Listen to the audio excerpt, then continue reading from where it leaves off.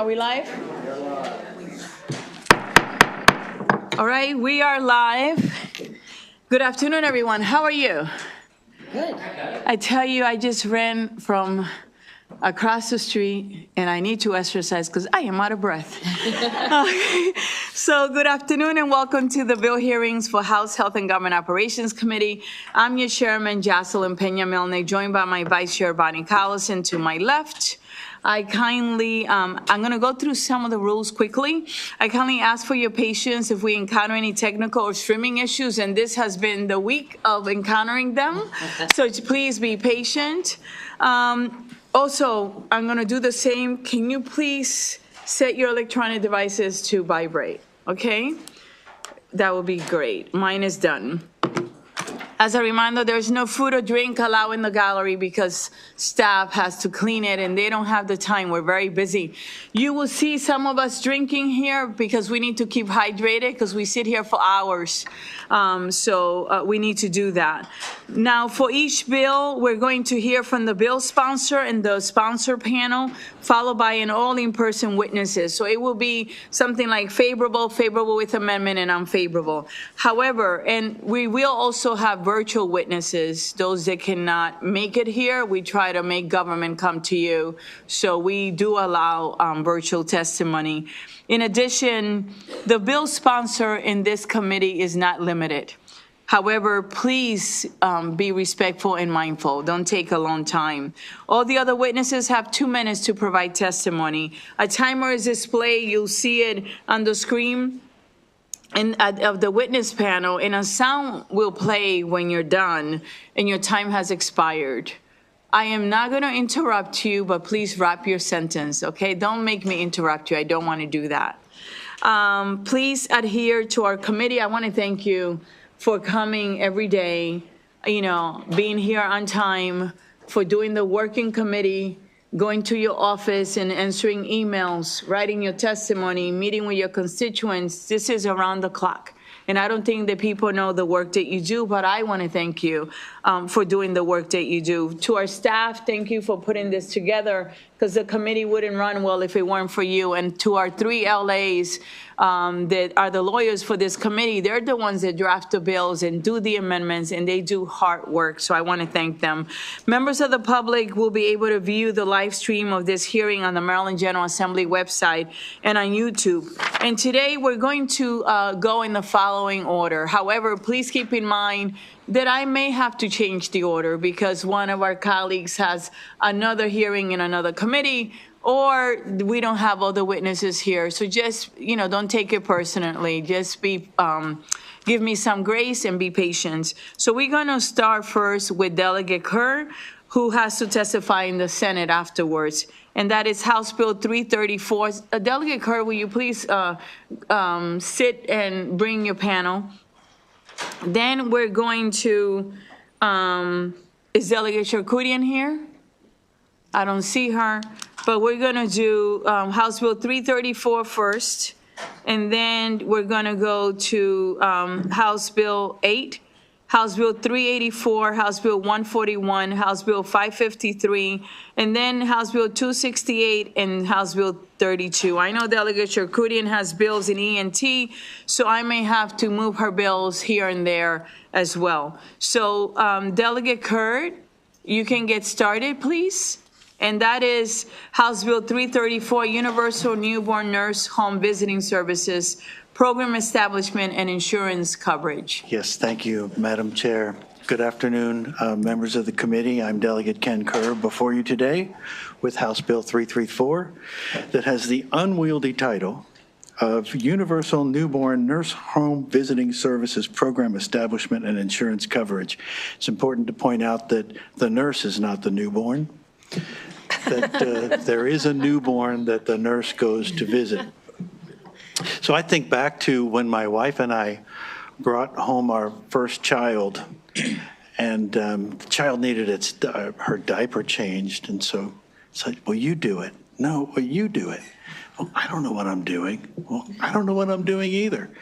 Why did they let us bring this child home? We are completely unprepared and unqualified to do this. So House Bill 334, as drafted, would require the Maryland Department of Health to create a plan to set up a universally home-offered visits for families. There are some home visiting programs, but they have very narrow eligibility and availability, and a lot of families that need this type of support are missed. So Maryland's current approach is risk assessment done prenatally and then before the hospital discharge. But new risks emerge after the family returns home. And the first few weeks of delivery, after delivery, are critical for both the mom and the baby. And 94% of families with newborns have at least one risk identified. 24% of pregnancy-related maternal deaths in Maryland occur within the first 42 days. 80% of these maternal deaths are preventable. Non-Hispanic Black women die from pregnancy-related causes at 2.6 times the rate of white women. 10% of women miss their 6-week checkup. So there's a program we've been operating in Frederick for a few years that was funded through ARPA money. It's called Family Connects. And this complements the prenatal and pre-discharge care with home visits. Other states such as Oregon and Ohio and New Jersey are leading the way on this, and they have some programs in place. Ohio and New Jersey are using general funds. Oregon is creatively financing through commercial insurance mandate and through Medicaid. New Mexico is also working on this. They're in the planning stages. So Family Connects, that model I spoke about that's currently operating in Frederick, offers health and wellness checks for all birth parents and newborns in the community, at home, with a well-trained registered nurse at no charge to the families. The families schedule the visit before they leave the hospital, and the staff are co-located in Frederick Health Hospital. Visits happen about 3 weeks after the mom and baby return home, and families are connected to services that meet the needs that are identified during this home visit. This is a universal approach. It's unique to other home visiting models because the universality of this program reduces the stigma and increases participation. So the nurse uses a conversational approach to look at 4 domains of well-being: healthcare, maternal health, infant health, and healthcare plans, including making sure that there's insurance coverage, a primary care provider, and so on. And this could also include other family members, connection with them to meet the needs. So for the infant, there are infant care plans, the parent-child relationship, and also management of crying infants, which is a thing that many new parents struggle with. We also look for a safe home. Is the home well-equipped to accommodate the new child? Is their diaper formulas adequate and proper food? Is there safety in the home and in the community? And is there any history of parental difficulties? We look at parents' well-being, substance abuse disorders, and make sure the parents have emotional support. The visits include screening for postpartum depression, anxiety, and intimate partner violence, a blood pressure check, incision and wound check, and newborn weight and temperature check, actually a full assessment of the infant. It's a 90-minute visit that allows for plenty of time for a conversation and for the nurse to answer any questions, their re-education from the type of information the mom received before being discharged, and coaching on self-advocacy. There's evidence from the programs that are out there and the program we've had here in Frederick County that emergency room visits and hospital overnight stays, for instance, for infants, are reduced by 50% in the first year of life. There are lowered child protective services investigations through age 5 at about 39%. And mothers were 28 to 30% less likely to report postpartum depression and clinical anxiety. The community connections are increased by 15%, and mothers are more likely to complete their 6-week checkup. overall, there are reduced disparities for racial disparities for maternal anxiety and depression, child maltreatment, investigations, and other impacts. There should be a 3-to-1 return on investment for this program and reduced cost for infant emergency department visits and overnight stays for every $1 invested. This also ties in well with the Moore-Miller 2024 state plan that states a goal of reducing eligibility and access to quality care, particularly focus on maternal and infant health. Family connects both the child and the mother. And also the 2024 State Health Improvement Plan Priority 3 has a goal of women's health to improve maternal health outcomes through improved maternal care during and after pregnancy. Family Connects and similar programs fill this gap. We understand the fiscal reality that we face here in Maryland this year, and anticipating your questions and concerns about this bill, we have drafted an amendment that would have this bill go on to establish a pair of work groups that would look at Medicaid and one to look at private carriers to identify what are we doing currently in Maryland, what is the participation like, can we increase access, what type of funding mechanism could we use to fund these programs in order to meet our maternal and infant health goals. But I'd like from you to hear from my panel today. They can give you a more complete understanding of the bill's intent and be able to answer any questions. And thank you for your time and attention, and I will now turn it over to the panel. Okay.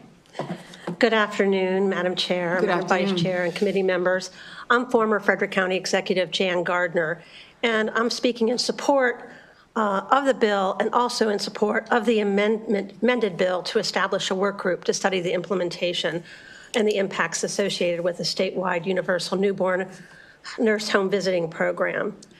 As the former Frederick County Executive, I provided 4 years of funding to initiate the Family Connects program, an evidence-based universal nurse home visiting program for all birthing parents in Frederick County. I initiated this program using federal ARPA dollars because I wanted to use a portion of those funds to strengthen families, to address maternal and infant health disparities, and to put our community in a better place than it was before COVID.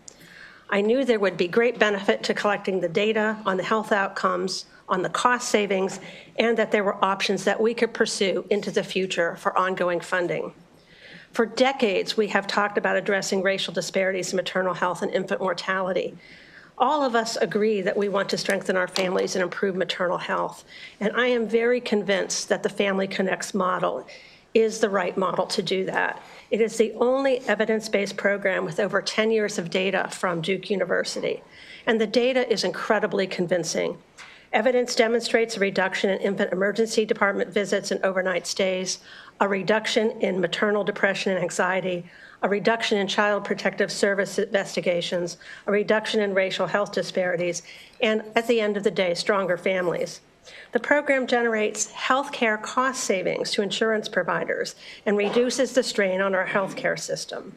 There's already preliminary data in Frederick County, as Delegate Kerr mentioned, that demonstrates a reduction in postpartum healthcare costs by both patient and by visit.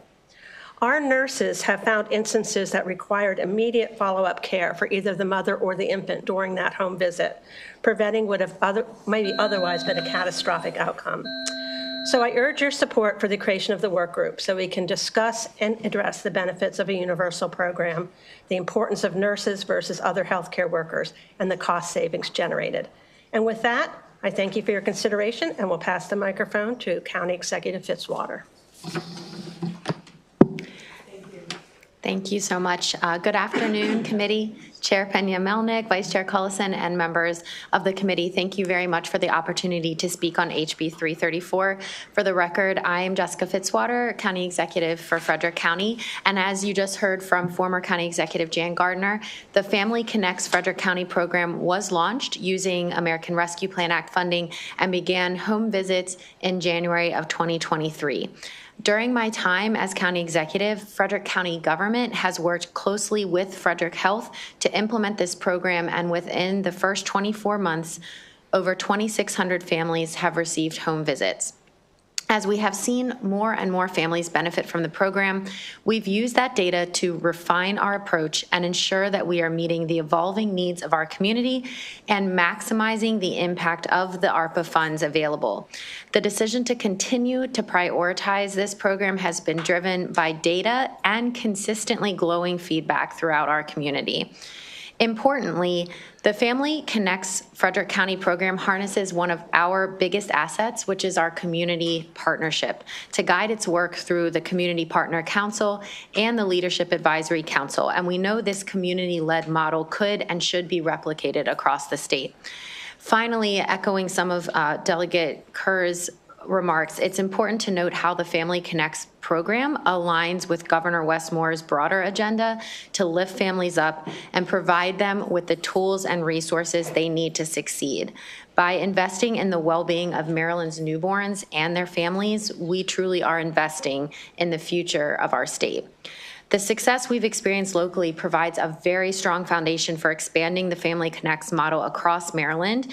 And I thank you so much for your consideration, and I urge a favorable report on this bill. Thank you. Good afternoon. Don't touch it, don't get it. Good afternoon. My name is Pilar Olivo, Madam Chair and Madam Vice Chair and committee members. I am Executive Project Manager of Family Connects Frederick County. We request a favorable report on the sponsor's amendment. Family Connects was adopted in Frederick County after the Local Health Improvement Coalition identified how it could complement existing services and improve maternal-child health. We hope the work group will explore local experience with the model, how the model aligns with state goals to improve health system quality and maternal-child health, alignment with existing services like long-term home visiting programs, and the postpartum assessment completed prior to hospital discharge. Of course, the adoption of the model in other states, funding strategies, and anticipated healthcare savings. The work group can explore the models that meet the MDH's Maternal Mortality Review Team recommendation that all postpartum individuals in Maryland should be offered a referral to a home visiting program or community health worker during their hospitalization. At this time, I'll point out Family Connects is the only evidence-based universal home visiting model. Based on our experience in Frederick County, gaps still exist between hospital discharge and the 6-week postpartum appointment, when 24% of maternal deaths due to pregnancy-related complications occur, even with all the changes that have been recently put in place. And these complications cross income and education levels, and of course, but unfortunately, they particularly hit Black women. And once families are home with their newborns, new risks can emerge. The budget challenges are significant, but better outcomes will take investment, and families with newborns are a worthy investment. Catherine Dorsey. Good morning. My name is Catherine Dorsey, and I am one of the families that was fortunate enough to take advantage of Family Connect's newborn visits. I gave birth to my daughter, Camille, on February 7th, 2024. This was a high-risk pregnancy, so it was important for me to have someone looking out for me and my baby. Nurse Lori made me feel immediately comfortable. She included my husband in the conversation. She checked on my baby's weight and health. But because my blood pressure was slightly elevated, she went out of her way to bring me a blood pressure monitor and asked me to check it daily. I watched it climb over the next few days, and finally, when it got to 154/101, I reached out to Lori, worried that I was doing it wrong. But Lori said, "Call your OB right now." My OB immediately started me on medication after confirming my blood pressure. Postpartum preeclampsia, while rare, is a leading cause of maternal death, causing seizures, brain damage, and stroke. The risk for me as a Black woman is 60% higher than white women. Without Lori's care, I wouldn't have known about my blood pressure. I could have ended up in the emergency room. I could have died.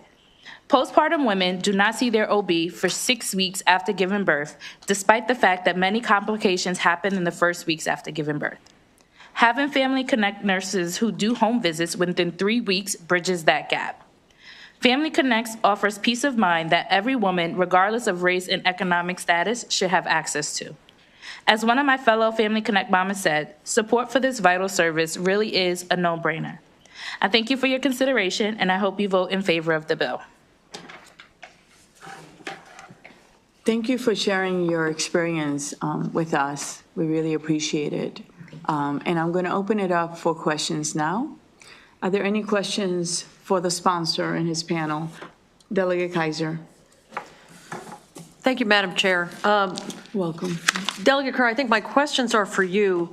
I know you said that you're doing amendments, but when you were describing it as universal visits, I didn't hear you stress the word voluntary. So that was, I just want to confirm that was part of your goal.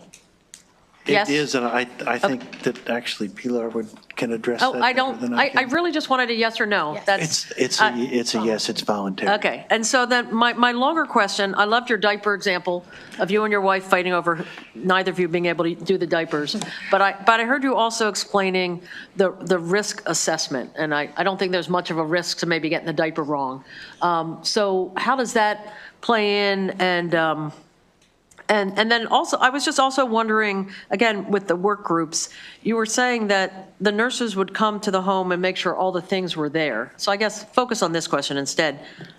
What's the then what? If those things aren't there, what would then be the goal? Is it purchasing? Is it enforcement? Is it punishment? What is it, though I do know that you're planning to bring it to a work group? Okay. So thank you. The executive director is probably best to answer that. Yes, so the nurse does the comprehensive assessment across those 12 factors and then provides community referrals to local resources or education, because sometimes it's an education issue that can easily be resolved by the nurse in the home, but sometimes there may be things like a blood pressure cuff needs to be obtained. Sometimes it means that the family is not aware that there may be free diapers available at the local diaper bank. Or now in Frederick County, our Judy centers all have diapers, and many of our elementary schools now have diapers available to our community members. So it could be things like that. It could be that the family is really having difficulty getting through the triage protocols at their local OB practice. And the nurse is there to help coach them through that triage protocol. Delegate Hill. Thank you, Madam Chair, and thank you, panelists, first of all, for instituting the program in Frederick County, and I see it's also similar programs in other parts of the state. Delegate Kerr, we had this huge discussion last week about funds we already have for similar programs and extending those funds for some additional years. Could, or if not, why not this fall under those programs, in which case I would think a work group wouldn't be needed because this is already best practices. It would just need to be implemented. That the $54 million that they requested an additional 2 years to? No, I'm saying the Delegate Bagnall's bill. 170 with the home visiting pilots and all the MCHP health grants that have 21 million still sitting in it.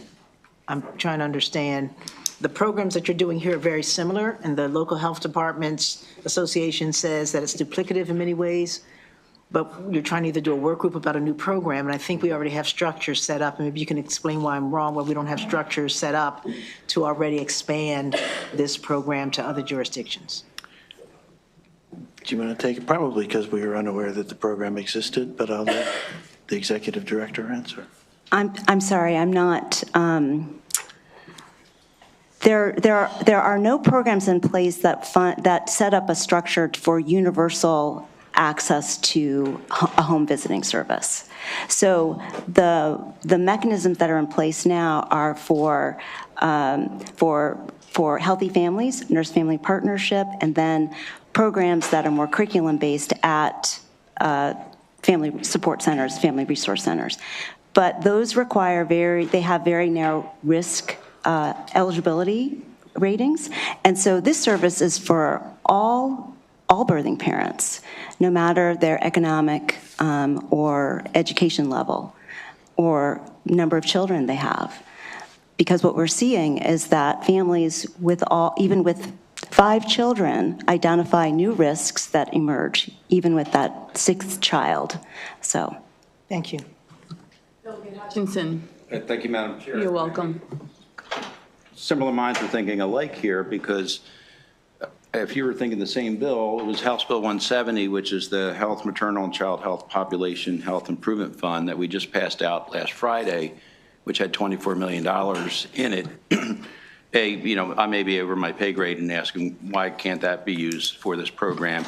And then I just want to get a clarification. You did say this is just being amended to become a work group for now. Is that correct? To your first question, okay, we'll take the money. Interrupt. That $24 million that is left, it's already there for an existing program, and they have it in all 24 counties, and it's specifically for doula. There's like 5 or 6 programs, and it is specifically for that money that was the assessment was made on the hospitals. I don't believe that you can add a new program. Plus, once that money ends, which they expect to use it in the next 2 years, there's not going to be any money. The program that is being proposed here is something permanent that Maryland will do statewide. And my understanding, and it's funny, I have a friend that's visiting from New Jersey, Beraliz Santana, who actually, I did not know this, but she worked on the New Jersey bill, and New Jersey became the 2nd state in the nation to require that we have this kind of program. And she was just texting me that there is a federal funding, it's called the Jackie Worlowski Maternal and Child Home Visiting Reauthorization Act, which has $500 million, and they actually, the feds match $3 for every $1 the state provides. And she just texted me that New Jersey appropriated only $2.75 million to do their program. So there's some disconnect between our fiscal note and the New Jersey program. And I know she's going to be here for a few hours. I'm going to volunteer her when you come, Delegate Kerr, when you sit in your chair, if you could come over and go to my office for a little bit so that she can talk to you. I think it would be a great idea. Okay, as well. Go ahead. I'm sorry I interrupted. Your second, Delegate Hutchinson, your second question was about the amendment? Yes. It should be in your system by now. Okay.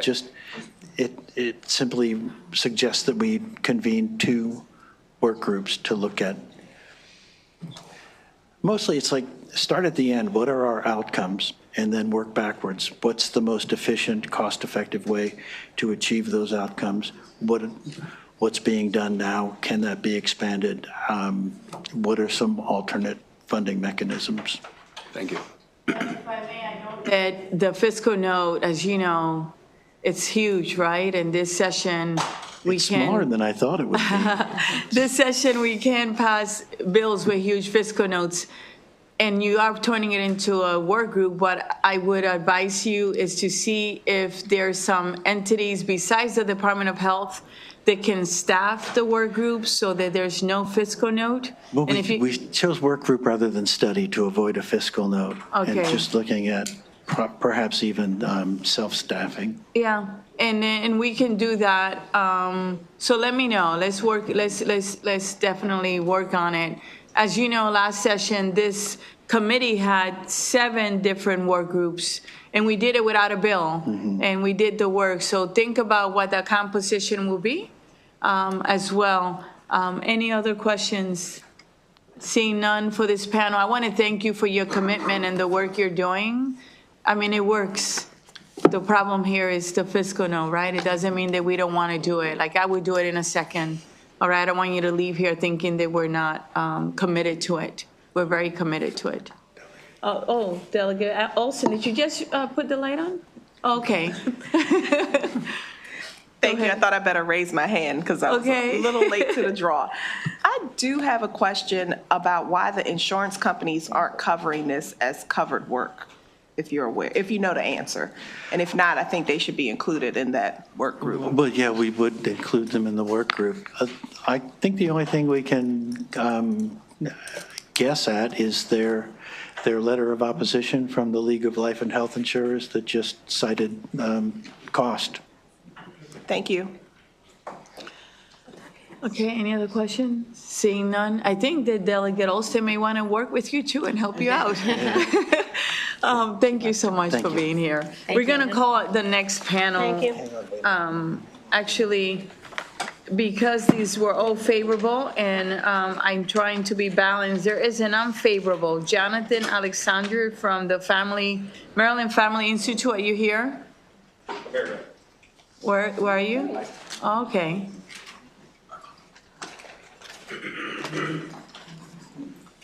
Will you be so kind? You have 2 minutes and you can give us your testimony, please. Well, good afternoon, Chairwoman afternoon. and How are members of you? the committee. My name is Jonathan Alexander. I'm legislative counsel for the Maryland Family Institute, and I am here on behalf of concerned parents and families all across the state to oppose House Bill 334. While we all do share the goal of supporting healthy child development, this bill raises serious privacy concerns, and it sets a dangerous precedent of government overreach into the home. Many of our constituents have spoken to this point. You know, there's certainly no legal mandate suggesting that parents are incapable of caring for their newborns within the first 12 weeks of life. But this program seeks to operate under that presumption. It's an assumption that the state intervention is going to be necessary for all Maryland families, regardless of need and regardless of their requests. This is really a top-down imposition. It's not organic. It did not come from Maryland families. It's a directive that's influenced by the U.S. Department of Health and Human Services. Because if this was truly a response to local needs, you'd see it come from the Maryland people. It would be opt-in. It wouldn't be universally offered as it is in this bill. You know, no family should have to justify their parenting choices simply because they have a newborn. And these unsolicited home visits, they'll eventually become that, risk creating an environment of state surveillance. You know, there's no specific way in this bill of how families' private medical, social, and financial data will be collected during these visits or how they'll be protected. This bill goes and says that there's no penalties for families who decline, which basically means that they've intended penalties for families who decline. And so you have to write that out of the bill. And it allows for abuse along these lines in the future. We've already seen a sort of a misleading standard be given when the state offers this so-called newborn hearing test. Letters are sent to parents saying that their participation is a legal requirement. If you have a child in the state, that letter is automatically sent to you. And a bill like this could cause that same sort of confusion and coercion, thinking that you are required to do this when it's not the case. If the state really wants to help parents, they should provide these resources upon request, but not through these unsolicited government visits. It's the eventual trajectory of these programs. And so for those reasons, I ask this committee to reject House Bill 334, respect Maryland families. They deserve encouragement, but not surveillance from the state. Thank you for your testimony. I'm going to open it up for questions now. Are there any questions for this witness? Delegate Woods?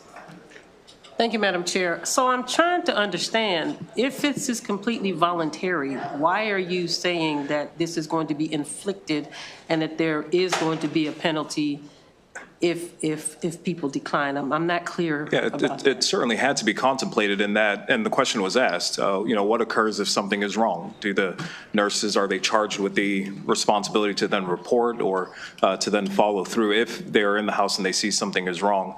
But there are other programs, as it were, in Maryland state law already. The newborn program, I think there was a bill last year to try to pass a dental requirement program. The letters that are sent to parents, and I'm not quoting exactly, it basically says you're required by law to subject your kid to a hearing exam, a newborn hearing exam.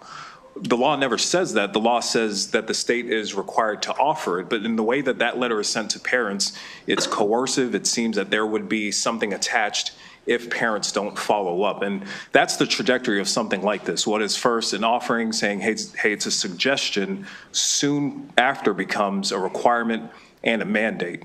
And if it was organic to Maryland families, that'd be one thing. It's, a very short time that the U.S. Health and Human Services has brought this up, I think within the last few years, and it's not organic to Maryland families. It's sort of a top-down imposition that isn't what Maryland families are asking for.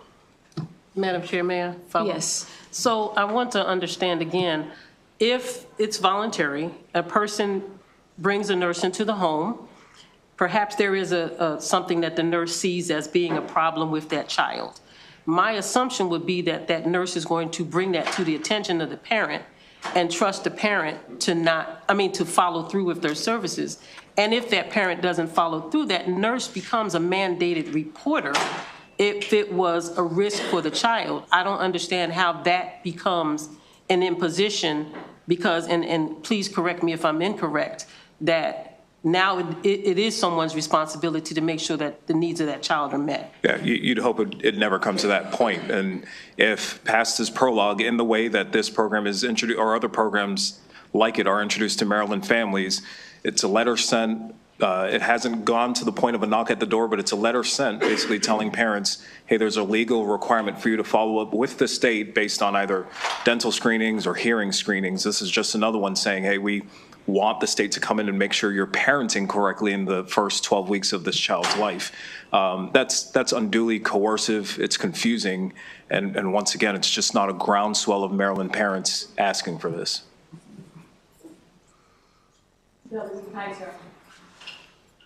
Thank you, Madam Chair, and thank you, Delegate Woods.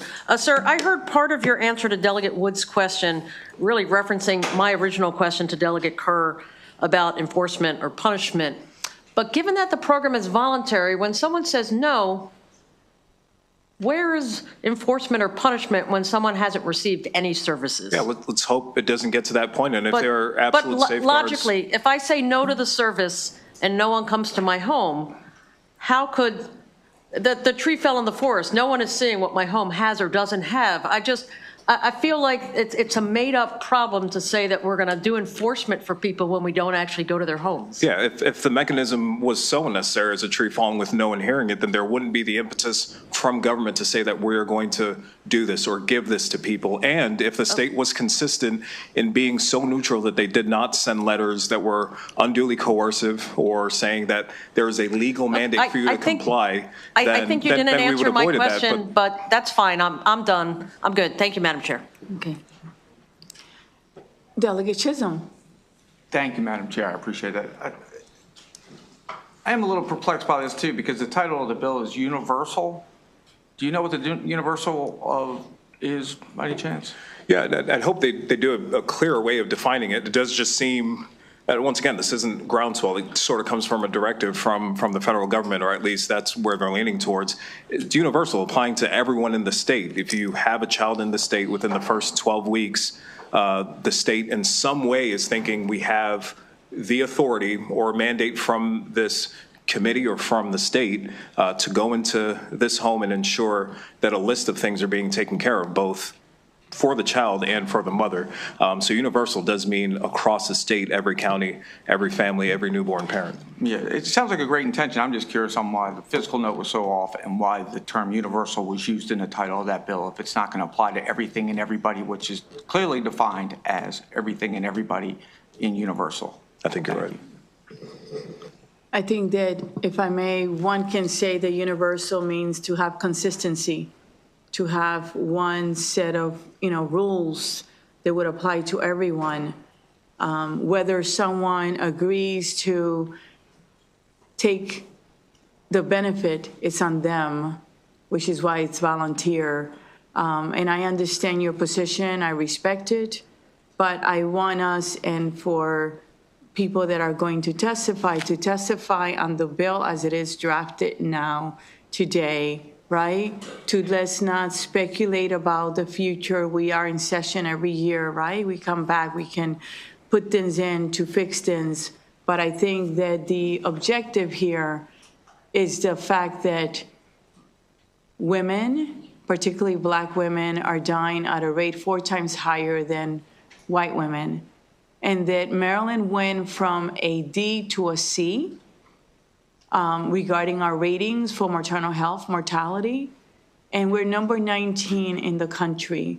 We have been working on it. This committee has done a lot of work in the last few years, but the objective or the sentiment behind the bill is not to bring cases, against anyone, or it's basically to help the situation. But I do appreciate your sentiment and your testimony, and the committee receives it.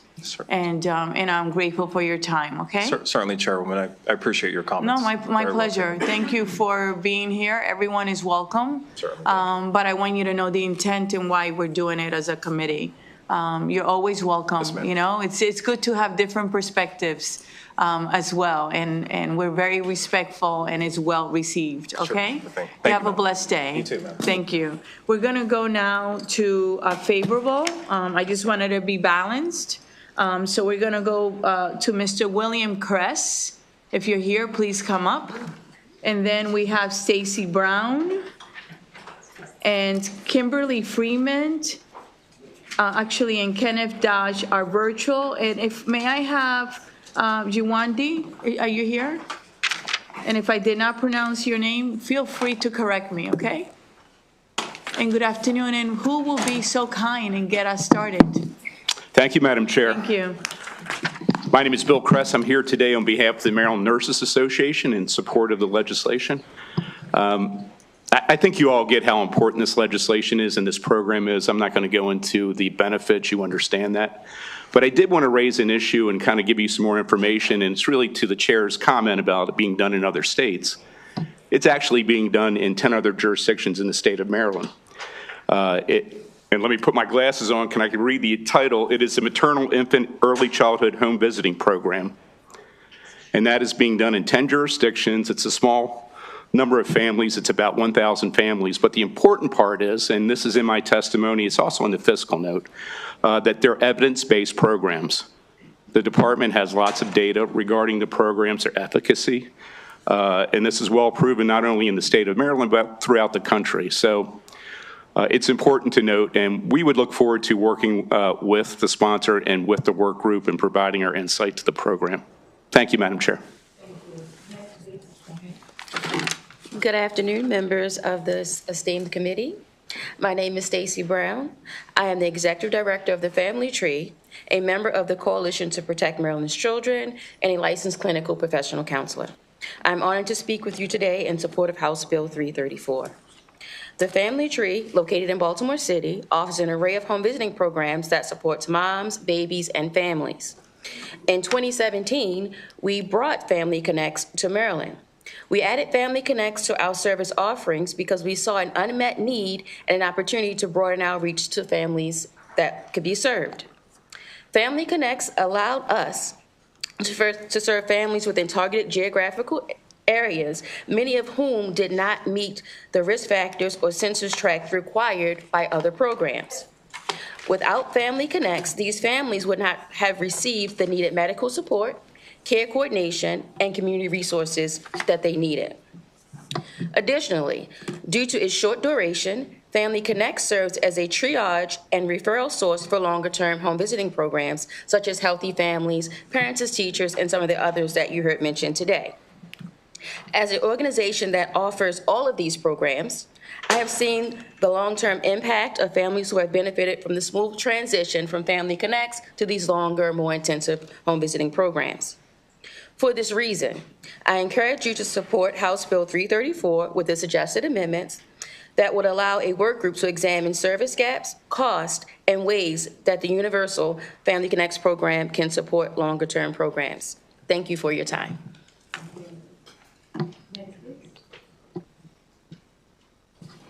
Good afternoon, everyone, Madam Chair, and the members of the committee. My name is Yewande Oladende, and I live in Frederick County, Maryland. And for transparency, I serve as the chair of the Frederick County Immigrant Affairs Commission, and I also serve on the Leadership Advisory Council for Family Connects in Frederick. Nice to see you. And I also wear another hat. I'm a co-founder of a group called Black Mamas Building Bridges in Frederick, Maryland. And we're a group of 4 committed and passionate women who advocate for equitable maternal and infant health outcomes in Frederick County. And the reason why the group was formed in 2021 was because we realized that we each had our own experiences with the healthcare system when it comes to getting equitable health care. And so we came together and formed this group. I'm not going to go over the statistics. We already know that when it comes to racial disparities, that Black women are dying more from maternal complications. And one thing that we also do know is that most of the deaths occur between 6 weeks and 1 year postpartum. So with that being said, I want to also stress that, the state does have a constitutional responsibility to ensure that all Maryland women have a right to equitable and not equal maternal and infant health care. And I stress that because when we say universal brings about equality. And equality means that everyone benefits from having equal opportunities or the same support, which we very well know is not true. Equity, on the other hand, means that every mother and infant, especially those who are most at risk, get the support they need to attain optimal maternal and infant health. Now, with this bill the way it is, I'm not addressing the amendments, it provides this universal care, which, like I said before, is more about equality. One of the things, I'll be very quick. One of the things brought up is that it's universal to reduce stigma and increase participation. But what we're finding out is that from the data, even in Frederick County, is that the majority of participants in the program are not from the communities most at risk. And so therefore, I urge this group I'm going to support this bill, but with certain things to be addressed. Number one, revising that universal language. It has to be something that is targeted universalism, which means that the goals of the program remain the same for all families, but we need to support those who are most at risk. We need to have a targeted approach for those who are most at risk. The second thing is about using culturally responsive, community-driven approaches to support those who are most at risk. And so when you think about community health workers are already working in this space. They know these families very well. And so expanding this program to leverage community health workers as part of this group, I think that's critical. I'll give a very quick example. I'm going to wrap up. If a nurse goes to the home of a parent and sees an amulet on the wrist of a baby, if they're not from that culture, they don't understand. They may think that that's something fetish or something that's not good for the baby. Whereas in certain cultures, it's a way to ward off evil spirits. And so that's why I think community health workers need to be included. And the last thing I want to say is that we do have other programs that exist. How can, whether it's Family Connects or some other program, how can it leverage what currently exists so that we're not just duplicating efforts, we're not making it universal, but we're giving those who are most at risk a step up. Thank you very much. Thank you. I'm going to open it up for questions now. Any questions from this panel? Delegate Hutchinson. Thank you, Madam Chair. You're welcome. Mr. Cressy, you said there's 10 jurisdictions that currently do this. You don't need to name them all, but could you send to the entire committee who those are and where their funding sources are coming from? Certainly. The funding source is federal money, and it's on page 2 of my testimony. Okay, great. Thank you. Yep. Yeah, there's $500 million for this work, 3-to-1 match as well. Any other questions? Seeing none, thank you so much. I appreciate it. Thank you. Thank you. We're going to go to the virtual witnesses. We have 2 witnesses left on this bill, and that is, if you could please bring them in, Kimberly Freeman and Kenneth Dodge.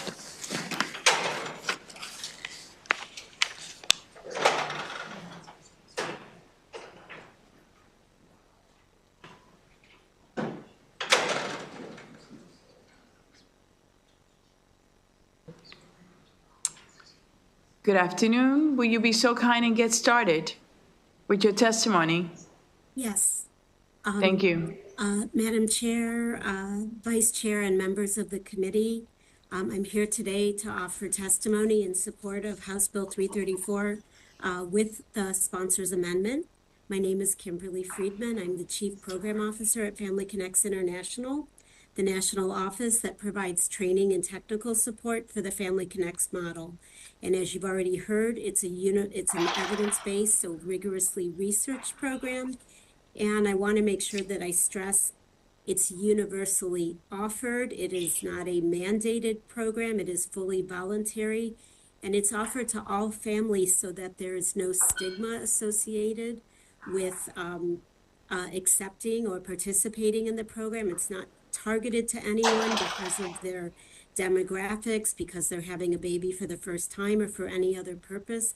Instead, in light of, as you note, Madam Chair, the ever rising maternal mortality rates in our country, this is a way to create a standard of care in communities and support all families with a newborn if they so choose to have it. I do want to note the references to the $500 million and federal Jackie Walorski maternal infant early childhood home visiting is only for long-term intensive programs. It is not for short-term programs such as Family Connects, where most families receive a single visit. So even though Family Connects has the evidence of effectiveness to meet the criteria for that funding, the authorizing language in the legislation makes it very clear that the funding is only for long-term intensive models. And the 10 communities where the Maryland Nursing Association referenced that are delivering nurse home visiting are delivering a long-term intensive model. That is why they receive funding. Family Connects is not eligible for this funding. The program Family Connects does currently operate in 20 states and 53 communities, and statewide rollouts are underway in several states. Medicaid funding is part of the mix in many jurisdictions. And as noted, Oregon and New Jersey have passed legislation requiring both Medicaid reimbursement and commercial insurance coverage for state-regulated commercial insurance plans. I do want to emphasize this is a highly flexible model that integrates within the existing systems within a community. Every program includes community alignment specialists, and that is a wonderful role for a community health worker to play. For lots of reasons, including the health risks to mom and baby in that very vulnerable postpartum period. It's important that it be a registered nurse, but there are many roles that a community health worker can play in the Family Connects model, supporting that community collaboration. And our programs do work alongside the community and partners, all the other home visiting programs within communities. Family Connects can actually be a great connector to those long-term intensive models. Thank you for the opportunity to provide this testimony. Thank you for being with us. Are there any questions for this witness? Seeing none, thank you so much for being with us. And we have the last witness for this bill, Mr. Kenneth Dodge.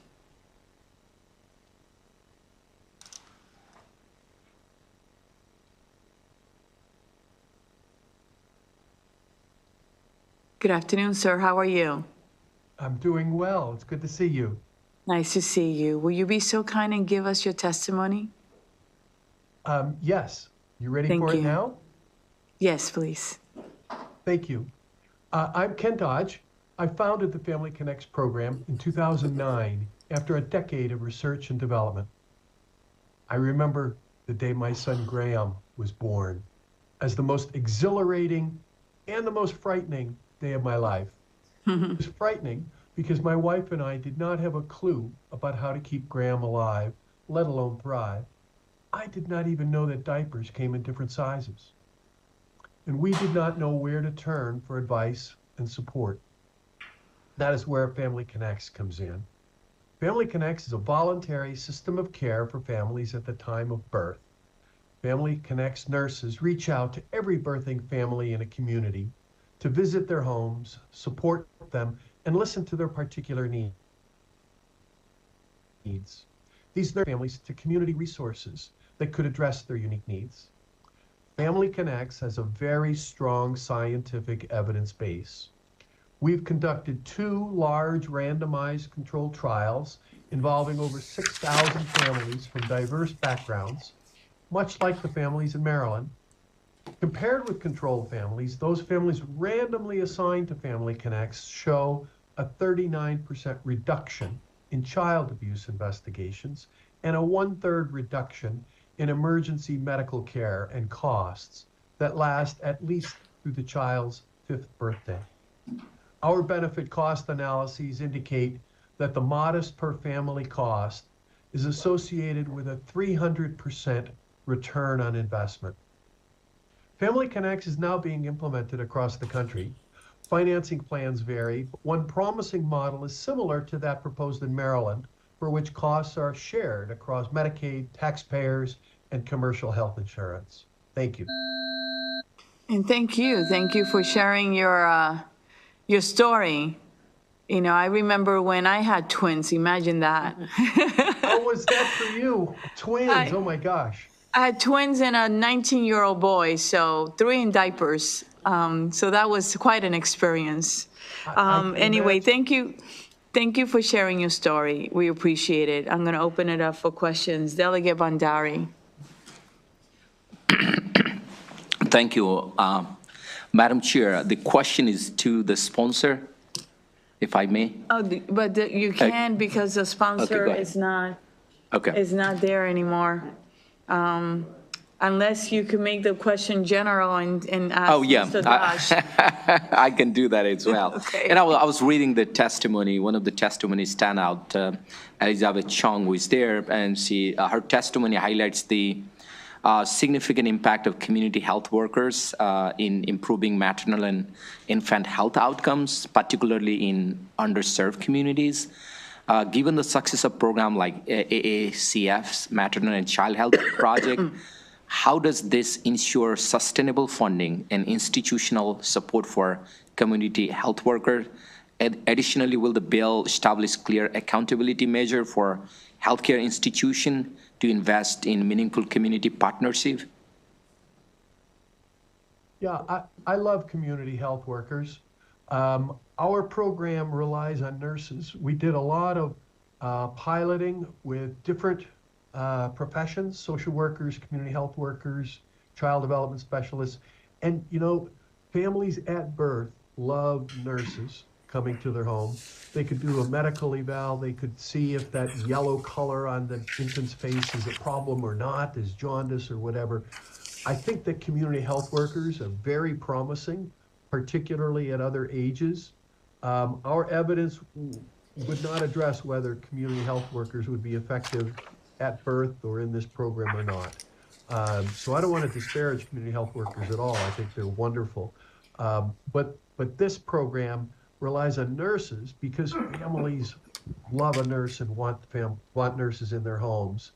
Our experience was that with social workers or community health workers, families were a little bit afraid that we were going to take their babies away, you know, for child abuse. So that was a problem. But nurses, everybody loved. Thank you. Thank you. I don't see any other questions. Thank you for being with us today, sir, and we hope you have a blessed afternoon, all right? Thank you. Oh, you're welcome.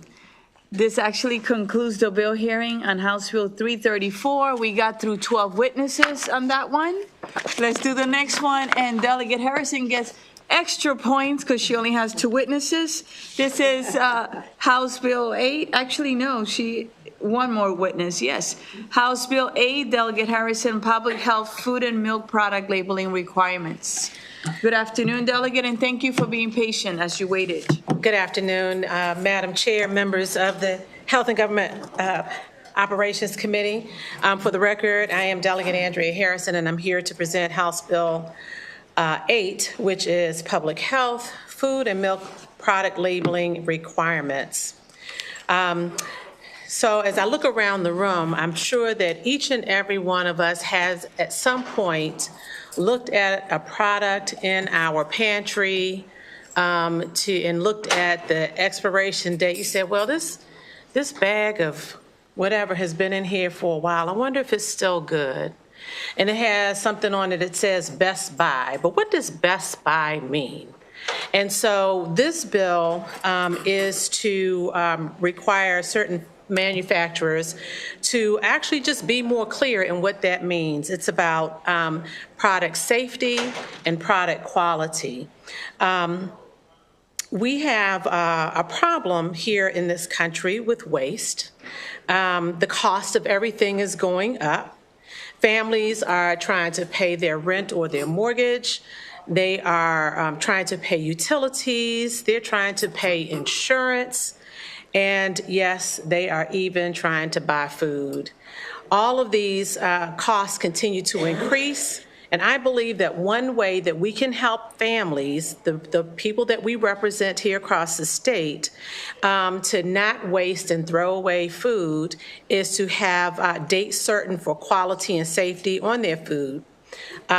Because those labels are often, as they are right now, misunderstood. Currently, over 80% of Americans in the United States discard delicious consumable food simply because they don't understand the label. I know that I have been guilty of that, and since looking at this, I'm even more conscious of what I have in my pantry.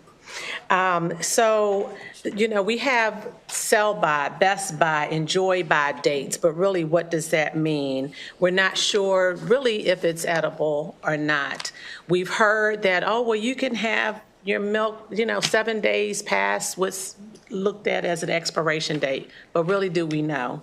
So what this bill does is just seek to clarify that. California has just passed this same bill. It is in the very early stages, and we need to see what that's going to be like. And, you know, as many of us know, California has been a leader in many things that we have done across the country. But this bill would basically change that wording from sell by to best if used by or best if frozen by, so that we know. I have also put an amendment in that may or may not be in your packet to change the effective date to October the 1st, 2026. Now, with the help of Madam Chair, I had a wonderful conversation with the Maryland Department of Health yesterday. And because, of course, you know, all of you know, we don't get our fiscal notes until just before we come to present our bills, and so we don't really have an opportunity to correct them and fix them so that they are much more manageable when we come. I have pledged to work with the Maryland Department of Health because I think that this bill is extremely important to each and every one of us and to the people that we represent to make sure that they understand what is meant by safe food, by quality food, and not to waste their money throwing money away and filling up our landfills.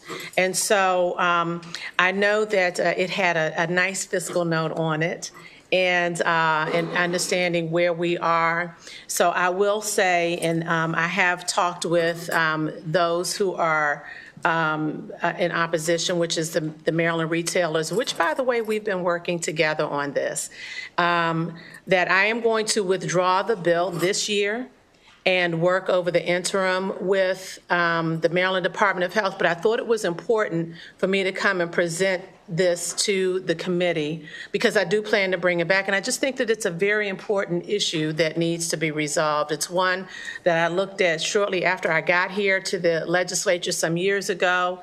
And I didn't move on it then, but I just think that it's too important for us not to. And so with that, Madam Chair, I will not take up more time, although it is nice and warm in your committee room, where mine is like the frozen tundra right now again. So I don't mind sitting. But thank you so much for your time. Thank you for listening. And if anyone has questions, I am amenable to questions. Thank you. And I want to thank you for reaching out to me and meeting with the Department of Health, meeting with the retailers. Like, you did everything right. And I really appreciate that because it makes it easier for the committee as well. if I can ask you to, they said they will work with you. Yes. So let us know if you need any help from us. And if you need one of our members to be with you at any of those meetings or help out, that bill will go to the Public Health Committee. And I know that we have quite a few members on the Public Health Committee that we know. There are Delegate Alston, Chisholm, Hill, Hutchinson, Lopez, Martinez, Riley, Rosenberg, White Holland, and Warman are on Public Health. So any of them, you can reach out to them and they can work with you as well so that when you bring it next year, it's ready to go. Absolutely. Thank you so much. Thank you. And thank you all for your time, and thank you for your heat. Thank you. Have a blessed evening. Thank you. And then we do have someone from the Maryland Retailers Alliance. Thank you.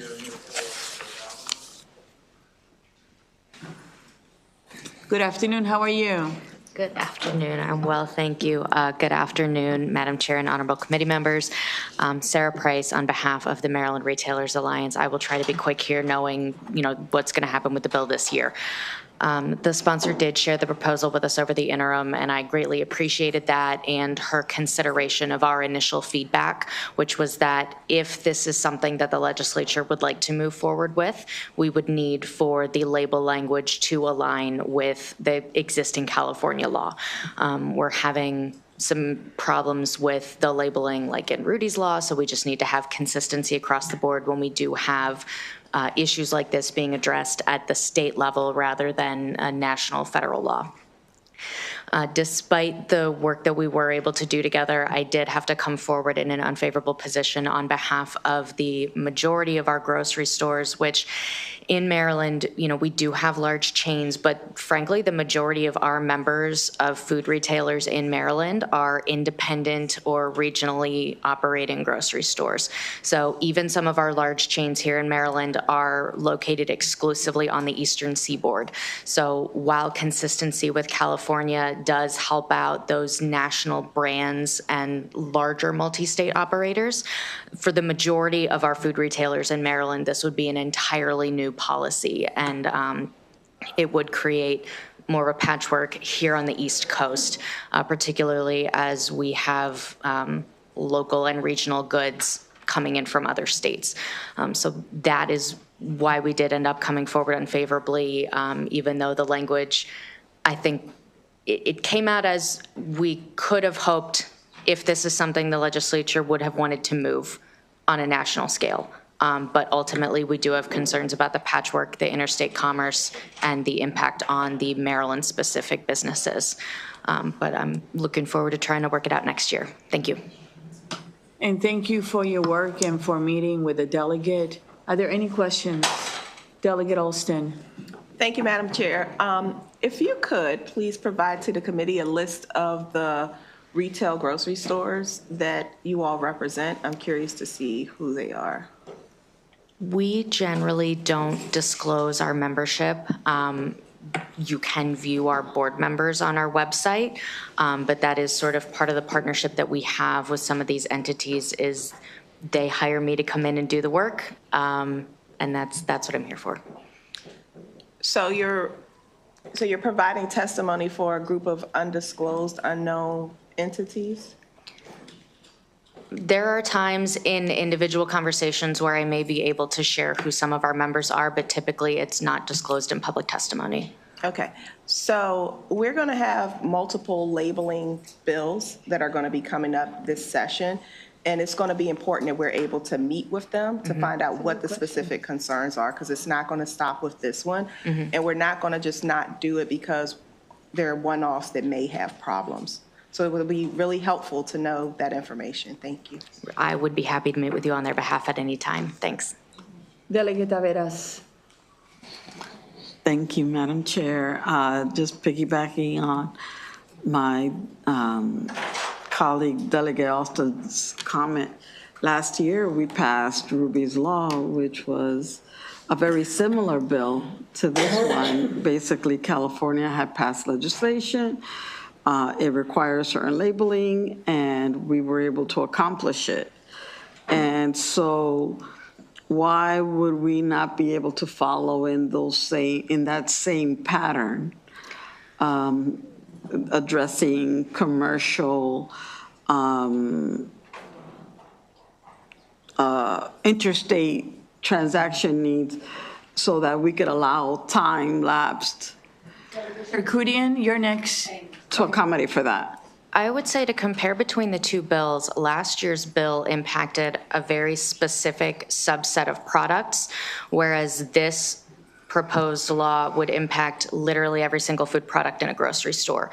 So it has a much wider ranging impact, and the fact that it would restrict sale for products that are not following this structure means that the grocery store is also basically responsible for enforcing this for every national brand that they sell and making sure that, you know, every product that comes into the store is following that rule. So I think it just has a much wider spread impact on the store as a whole. If I may? Yes. I hear what you're saying. We had similar issues in other bills that I've worked at the county level. It's not, I wouldn't say that it's not an issue of the product. I would say it's the type of material you would use or how you wrap it. So that might be, if you want to consider, you might want to, I don't know, consider exemptions of the type of material. Okay.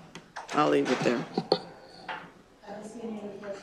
I do want to ask you respectfully, will you be so kind and work with the sponsor? She's going to withdraw the bill, but work with her in the interim, and she's going to work with the Department of Health as well, okay? And I know you guys always do that, and I'm very grateful, but I'm making the request. Okay. Thank you so much. Thanks. There are no other questions. This actually concludes the bill hearing. And I want to say have a wonderful afternoon, Delegate Harrison. And this concludes the bill hearing on House Bill 8. Next, we have Delegate Cherkudian has two bills on this committee. The first one is House Bill 268, and then the next one, House Bill 32. If there are any witnesses for these bills, please, if you know if they're outside, have them come in. So let's start with 268, Hospitals Financial Assistance and Collection of Debts Policies. If you'll be so kind and come up if you're on, sign up for House Bill 268. Thank you, Madam Chair. You're welcome. I'm not sure exactly where folks are, but I'll get started and hopefully they'll join in. Yes, thank you. Thank you, Madam Chair. They're coming in. I'm sorry? They're coming in. Okay.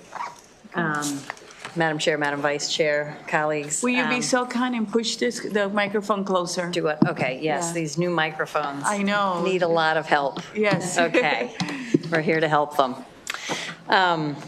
Okay, thank you. I'll start again. Madam Chair, Madam Vice Chair, colleagues. For the record, Delegate Lord Cherkudian here asking for a favorable report on House Bill 268.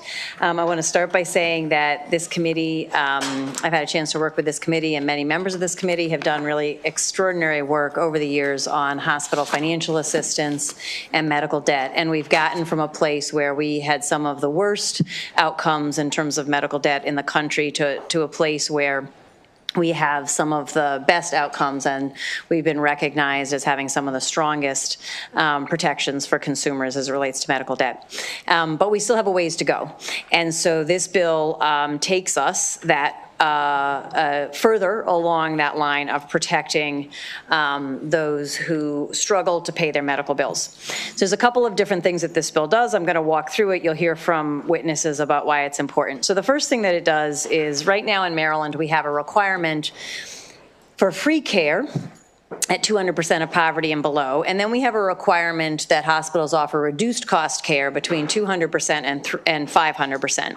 But we don't have guidelines for what that reduced cost care should look like and what the floors are for that reduced cost care. So what you'll see in I think it's in the testimony, I can get it to you if it's not, is that one hospital might offer someone at 350% of poverty a reduction of 50%, and another might offer a reduction of 90%.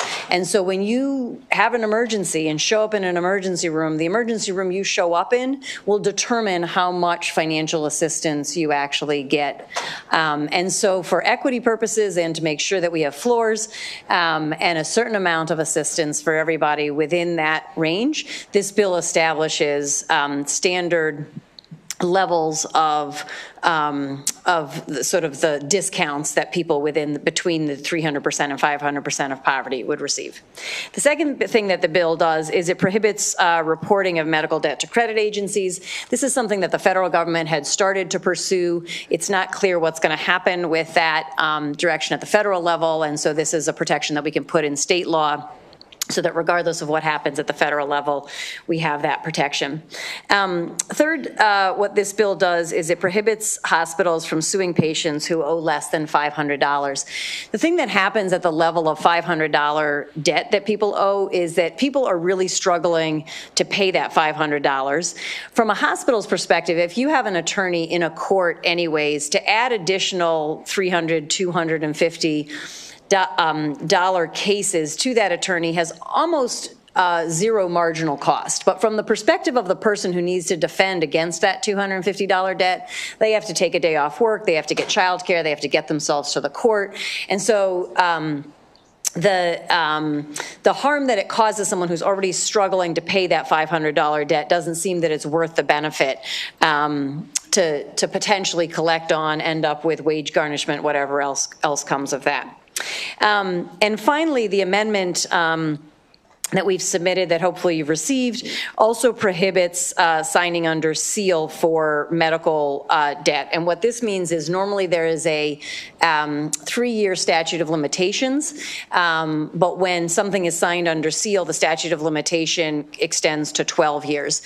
There are some reports of some hospitals that add signing under seal to their contracts, which then means that without an individual understanding necessarily what that means, the statute of limitations would extend to 12 years. And so this prohibits that, so we'd be under the standard statute of limitation. And I'm sorry, there's one more thing the bill does that I do want to mention, and that is that it requires that right now we have all these financial assistance policies, but an individual could go through the entire experience in a hospital and potentially miss the fact that they could apply for financial assistance. So this bill adds the fact that hospitals are required, if you picture yourself, and hopefully you don't have this experience a lot, but you go into the emergency room and there's like 17 documents that you have to sign before anything happens. One of those documents would be an explanation of the financial assistance policies, and people would have to sign making it clear they understand and that they're either interested in applying at this point or not interested in applying, but understand they could apply sometime in the next 180 to 240 days if their financial assistance changes. So it's ways to strengthen and add and tighten up the financial assistance, and I ask for a favorable report. Thank you. Thank you for your work. I know you have been on this for years now, so the committee thanks you, and I really appreciate it. Next, please. Hi. Hello, my name is William Steinwittle. I'm the Deputy Advocacy Director for Homeownership Preservation at the Maryland Legal Aid Bureau. Thank you, Chair and Vice Chair, for being able to speak on this bill. We have actually had the experience of having a client in Baltimore City that was forced into bankruptcy because of this seal issue. I mean, 3 years means 3 years. It shouldn't be, the hospital shouldn't get an extra period of time to sue. In fact, there was a appeals court case that disallowed landlords from doing this. So if a landlord can't do it, then it certainly shouldn't be that a hospital can do it either. In addition, I just wanted to comment on the debts under $500. So what's concerning most about this is that debts can start under $500, but they do not stay there. And the reason is because Maryland has a post-judgment interest rate of 10% compounded annually. So a judgment may start at $400, but it may be within a few years nearly double or triple that. And since a judgment in Maryland is good for 12 years, it very well could be extremely expensive very quickly. So just because something starts at a low amount amount doesn't mean it stays there. And finally, on a personal note, in the early part of my career, I was actually an attorney for a medical debt collection company, and I served as the gatekeeper. And I can tell you that, unfortunately, a lot of the people in this industry are just looking for the bottom line, and they're not looking for the best for their patients. I had to reject client accounts that were sent by credit collectors where the clients were dead. Where they had already filed bankruptcy. So unfortunately, assuming the good faith of a collection agency is not a good thing to, even in a medical debt situation, is not a good way to do it. So Maryland Legal Aid testifies in strong support of House Bill 268. Thank you. Good afternoon, Madam. Good afternoon, Madam Chair, Madam Vice Chair, members of the committee. My name is Marceline White. I'm the Executive Director of Economic Action Maryland. Economic Action is a statewide organization that advances economic rights, equity, and housing justice through research, education, policy advocacy, and direct service. Our direct service programs touch every county in the state. We're here in strong support of House Bill 268. I want to thank the delegate for bringing it. And again, this does build on all the good work this committee has done over a number of years and that the sponsor has done. I want to make a couple points. This bill is necessary. Medical debt remains a problem. In 2023, 14% of Marylanders still had medical debt they were unable to pay. Secondly, financial assistance is still not known to a number of Marylanders. According to a survey, 29% did not know hospitals offered financial assistance, and that number rose to 50% for Black-headed households. Number three, families are struggling economically. As you all know, the cost of goods and services have risen dramatically, so it's more important than ever that we have strong financial assistance policies for reduced cost care for working families. The fact that reduced cost care varies from hospital to hospital means it's inconsistent and a patient doesn't have it's fundamentally unfair. You get one result at hospital A and another at hospital B. Hospitals still retain the options to pursue collection item actions like reporting your debt to a credit card company or pursuing you for a lawsuit. This puts patients first, and I wanted to say it increases transparency, expands healthcare access, eliminates harmful practices, and what it won't do is it won't harm hospitals' bottom line. We know that, and what it will do is support patients that need this assistance vitally. I thank you, and I urge a favorable report for House Bill 268. For the work you also have done over the years on this bill and many bills for consumer protection. Thank you. Yeah, next, please. Good afternoon, Chair Pina Melnick, Vice Chair, and members of the committee. My name is Megan Renfrew. I'm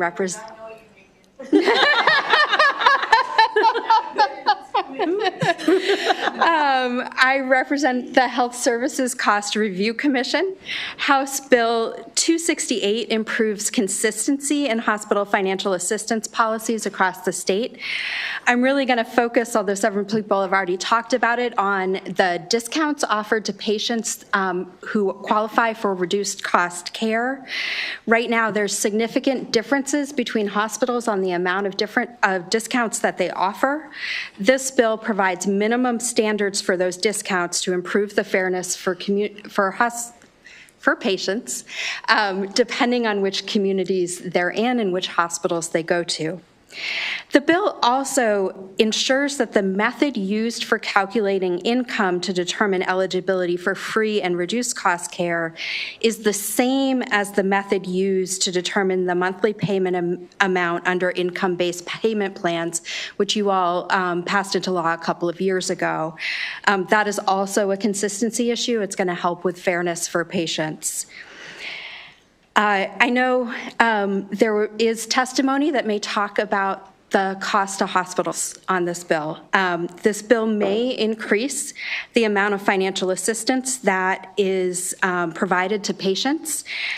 The cost of providing that additional support will likely be offset by reduced bad debt in the system. I would personally rather have patients get financial assistance than be pursued for debt. I think that's a better outcome for everyone.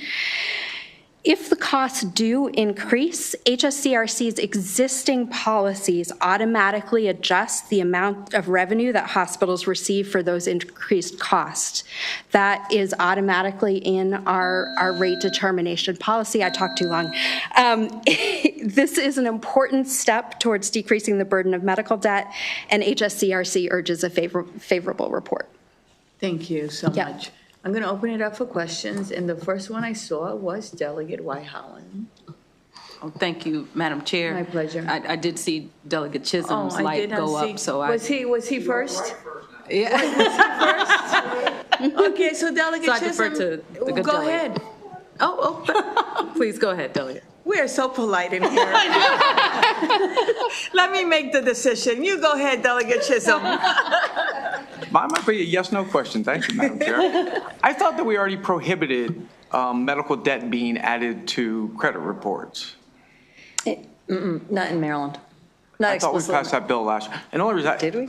It's only one of the few things I actually agree it's with what? you on. I agree with you on. I think it should not be added to the credit report. I thought we passed a singular bill last year on that. And I only asked that because It was on liens on houses, I think. There was a bill to prevent the medical debt leading to a lien on a house. Maybe that was the one last year. That was Maybe the it was one last year. I thought Embry had one. Okay. Yeah, that was her bill. Yeah. Okay. And I tried to look through as quick as I could. It's a very Sorry? long bill, but I didn't see it in the bill, anything about. Credit reports? Yeah, just to clarify. Okay. If it's not, you I can bring can see that if as I a can single tell you bill. where it is, but, okay. It's which You section? can always get to me offline. I will. Let me know Yeah, if it's in yep. there. It will be in the second section, but yeah, we can get back to you. Yeah, thank you. We'll go to another questions while you Yep. look. Thank you, Delegate Chisholm. Delegate White-Holland. Thank you, Madam Go Chair. ahead. Again, Delegate Charkoudian, thank you so much for bringing this bill forward, and thank you to your panel for offering their testimony. I wanted to, and I'm sure that you have seen the letter from the Office of the Attorney General office as they offered some amendments. And forgive me if I might have missed this in your testimony, please forgive me, but I wanted to know if you consider these amendments as friendly and how you are working with their office related to some of the recommendations they put forth. Yeah, so we have been working with their office, and they've actually provided really good support throughout this, suggestions throughout this process. And so I think I am open to their suggestions. I think what we had done for the most part with this bill was we were addressing the financial assistance within the context of the regular hospital services, the regulated hospital services. So this is the stuff that's under HSCRC. This is the stuff that we can be sure that when we make these changes, hospitals aren't going to end up in financial difficulty because of the, cost of care model that we use. So while I actually agree with most of these, I think they're a little bit outside of the scope of what I've had a chance to sort of research all the implications on, and I'm confident that the implications of everything that's in the bill we can make happen, and I couldn't speak to knowing what the implications of this are. So I'm probably not going to move most of these forward this year, but I'm certainly willing to consider them for future years. Certainly, and I'm sure Madam Chair will also encourage you to continue in your conversations with the OAG's office as you all continue to move it forward. But thank you so much for answering the question. Thank you, Madam Chair.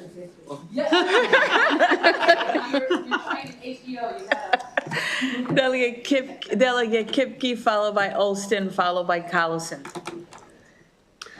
Thank you, Madam Chairman. To whoever is most appropriate on the panel, the fiscal note is lacking in detail as it relates to the cost of the state around increase. It says that it increased Medicaid costs. Has any analysis been done by any entity that, I don't know, HSCRC might be the right person to answer? Yeah, we It's not directly on point, but it is relevant. In 2021, we issued a report that was looking at some other changes to policy related to reduced cost care. And the conclusion we came to was that we didn't have sufficient data to do the modeling to come up with a clear estimate of cost. I think just big picture with respect to Medicaid, and I'm going to use a really simple example. If uncompensated care goes up by $100, statewide hospital rates will go up by $100. Medicaid pays is 20% of that cost, so that's $20. That's split 60-40 between the state and the Fed, so you get down to $8 coming out of the general fund. So just so you have some sense of proportion, but I can't tell you exactly what the impact would be. Is it not possible to survey the hospitals? They must know. I can talk to MHA about that. Okay, I'd appreciate that, because I think it's very important that we know. I mean, hey, there's really wonderful things that might be cut this year for people in the disabled community. There's people that really rely on serious services through Medicaid, and some of that's going to be cut, you know? And so if we're going to increase costs, it sure would be nice to know if it's $10,000 or $10 million, you know? Yep. Thank you. Yep. Okay. Delegate Alston? Thank you, Madam Chair. Just wondering if there's anything in the bill that would prevent a hospital from selling this debt to another state that could then engage in the practices that we're trying to prevent from happening.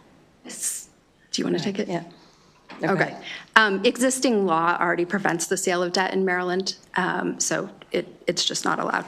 Okay, thank you. Yep. Delegate, actually, Vice Chair Collison, you're next. Thank you, Madam Chair, and thank you, Delegate, and your panel.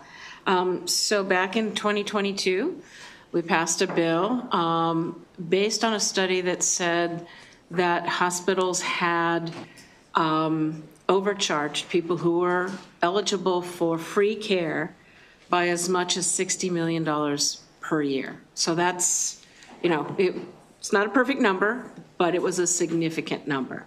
So this bill is designed to prevent that, as I read it. So I don't think the hospitals are signed up to speak, and they are concerned in a letter that we received from them about two things, and I was hoping that you could speak to them. One is the implication that the floor, the standard for reduced cost, should be related more to the community than to standardizing it across all hospitals. And so, like, your opinion on that. And then the other piece is that, as you stated, we all fill out many forms when we go to the hospital or have an appointment, but financial assistance is not explicitly in any of those forms. And I just filled them out 2 days ago, so I know it's not there. So if you could speak to that as well, I'd appreciate it. Thank you, Madam Vice Chair. And I've had multiple meetings and conversations with the Hospital Association, as you know, because you were there for some of them. Thanks for your support. And so I will speak to those two issues. In terms of the one about the minimum floor for reduced cost care, I think it's important to note that what we would be putting into law would be minimum floors. So it would be, for example, I don't know them off the top of my head, but we're putting in a minimum floor as opposed to a maximum. So there's still the possibility that, I'm not going to look for it right now, but there's still the possibility that a hospital could offer, if they felt like their community needed some number higher than that minimum floor. But I think we do minimums all the time, as in state statute, to make sure that from community to community, you don't have wide disparities in the kind of support that you might be receiving to be able to pay that bill. And I think, but furthermore, like when you look at the numbers of what the hospitals currently offer, you don't see a pattern where hospitals in lower income communities have higher rates of support and hospitals in higher income communities have lower.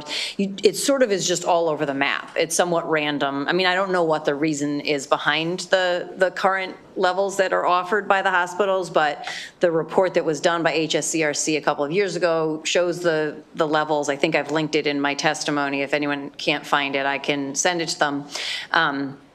And so they are sort of all over the map, and this bill creates just standardized levels. And so again, hospitals could go above that if they feel the need to do that based on the needs of their community. In terms of the second question, I was surprised by the hospital association. Just to be clear, it's the association, so different hospitals have different opinions on this because I've spoken to different hospitals.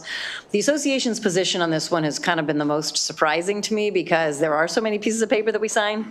And what they say, and this is accurate, is that they do a lot of sort of outreach around medical financial assistance that's available. So it's on, posters on the wall, it's on their website, it's on a number, and they list, I think, in their testimony where all these places are.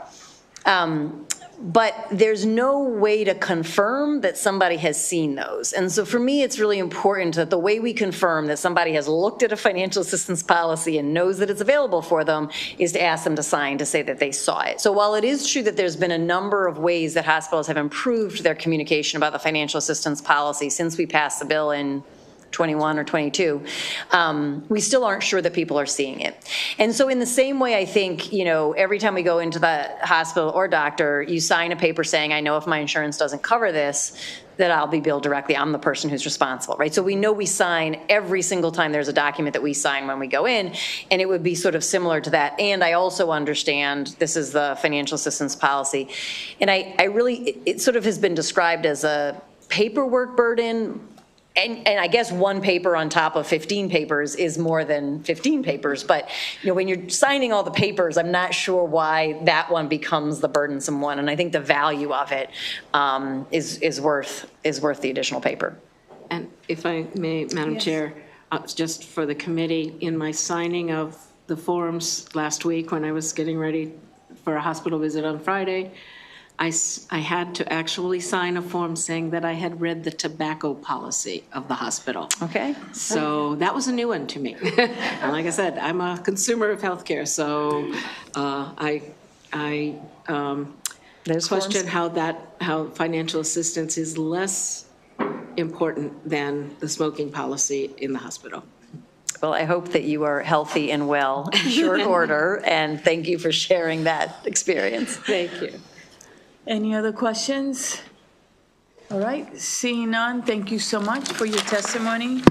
I do have next Erica Puentes, and then I have Bridge to May virtual.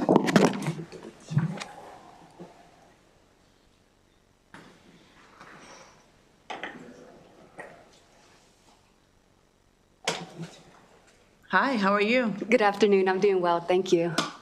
Nice to see you. Nice to see you too, thank you. You can get started. Okay, great. Good afternoon, Madam Chair Peña-Melnick, Madam Vice Chair Cullison, and members of the committee. My name is Erica Puentes, and I'm the Legislative Coordinator for Progressive Maryland. Progressive Maryland is a statewide grassroots advocacy group working for a more equitable and patient-centered healthcare system. We regularly hear from our supporters that they are struggling with medical debt, many of them with hospital debt. Maryland has taken some good steps to protect patients, like requiring hospitals to reimburse patients who were eligible for financial assistance but didn't receive it. But more action is needed to prevent medical debt in the first place. That's why we support HB 268, a hospital debt prevention bill that protects everyday Marylanders. The bill is valuable in particular for 3 reasons. 1, it creates minimum standard levels of subsidy for patients eligible for reduced cost care. No matter which hospital state resident needs to use, they should be assured that they can afford the care that they get. 2, the bill also reins in some of our hospitals' most harmful practices. For example, the harmful practice of reporting hospital debt and other adverse information related to hospital debt to credit agencies, which often hinders patients' ability to rent an apartment or buy a car. HB 268 prohibits that practice. one of our members experienced this problem. 3 unpaid small bills that she wasn't aware she had were added to her credit report. She found out because she was applying for apartments and kept getting rejected. She was finally told by one landlord that there were open accounts on her record. After complications from a dental procedure, she had ER visits to treat nerve damage, and there were some outstanding bills, but no one told her. She took care of the bills, but only after going through a very anxious time looking for a place to live. And 3, another important provision in HB 268 is that it will prohibit hospitals from suing patients who owe less than $500. We'd like to see families spared the expense and hassle of dealing with the hospital system suing them. Progressive Maryland urges a favorable report on HB 268. Thank you very much. Questions for this witness? Seeing none, thank you for coming today. We really appreciate you. Have a great day. Next, we have our virtual witness, Rich Dumais. Will you be so kind and bring that person up? And while we wait, I'm going to take, when this bill is done, Delegate Charkoudian, I'm going to go on to Delegate Lehman's bill because she only has 2 witnesses, okay? Or are they waiting for you to testify? I have 2 bills in ENT. Okay, so we're gonna take your testimony, and I may just let you give the testimony, right? Open it up for questions, and then we'll work it out. Don't worry about it, Or do you want me okay? to head over there? No, just wait tightly there. Is the person up? They're not there.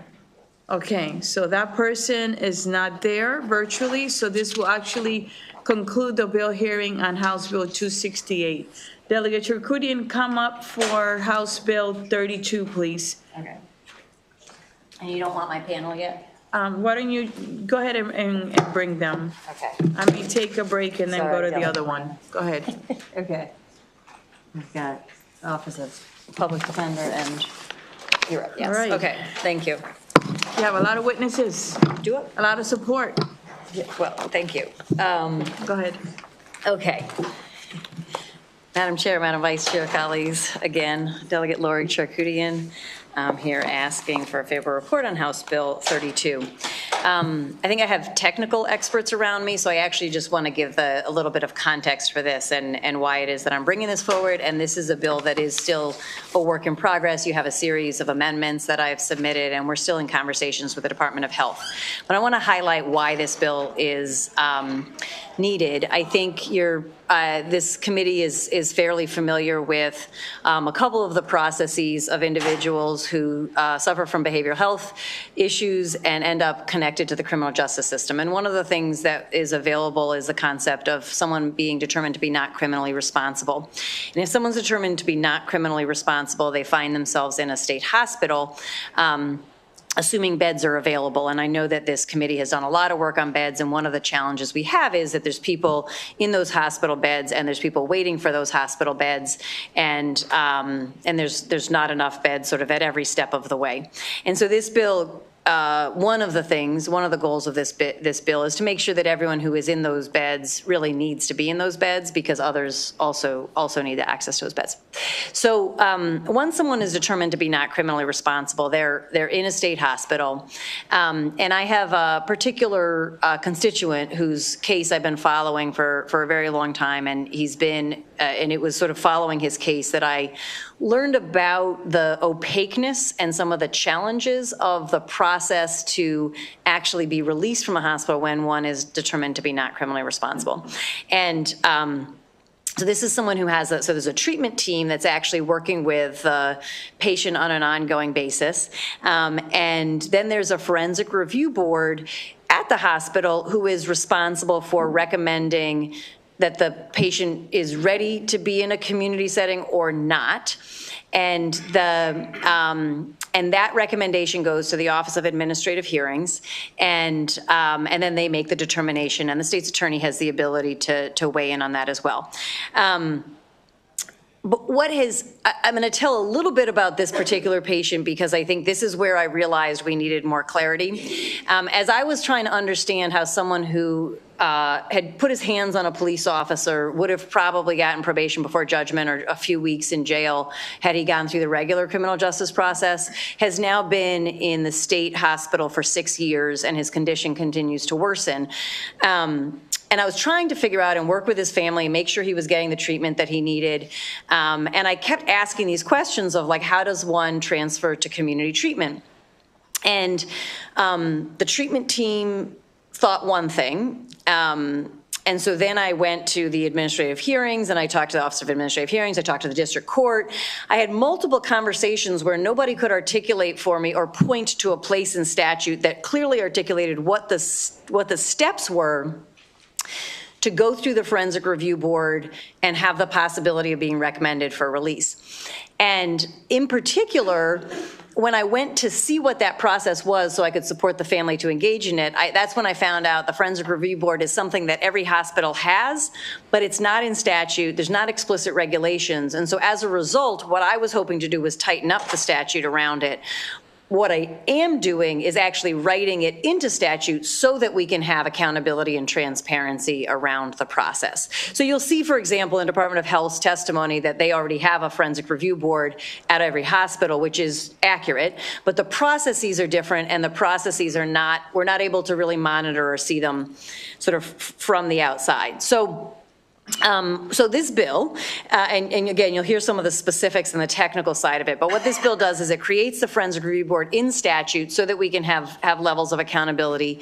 And then very importantly, and this is one of the amendments tightens this up, reminds us that, reminding us, not the hospital knows they're there for treatment, but that if there is a denial of release, it should be based on treatment-related, health-related issues, and so it needs to result in a change in the treatment plan, and a treatment plan that still is leading towards someone's release.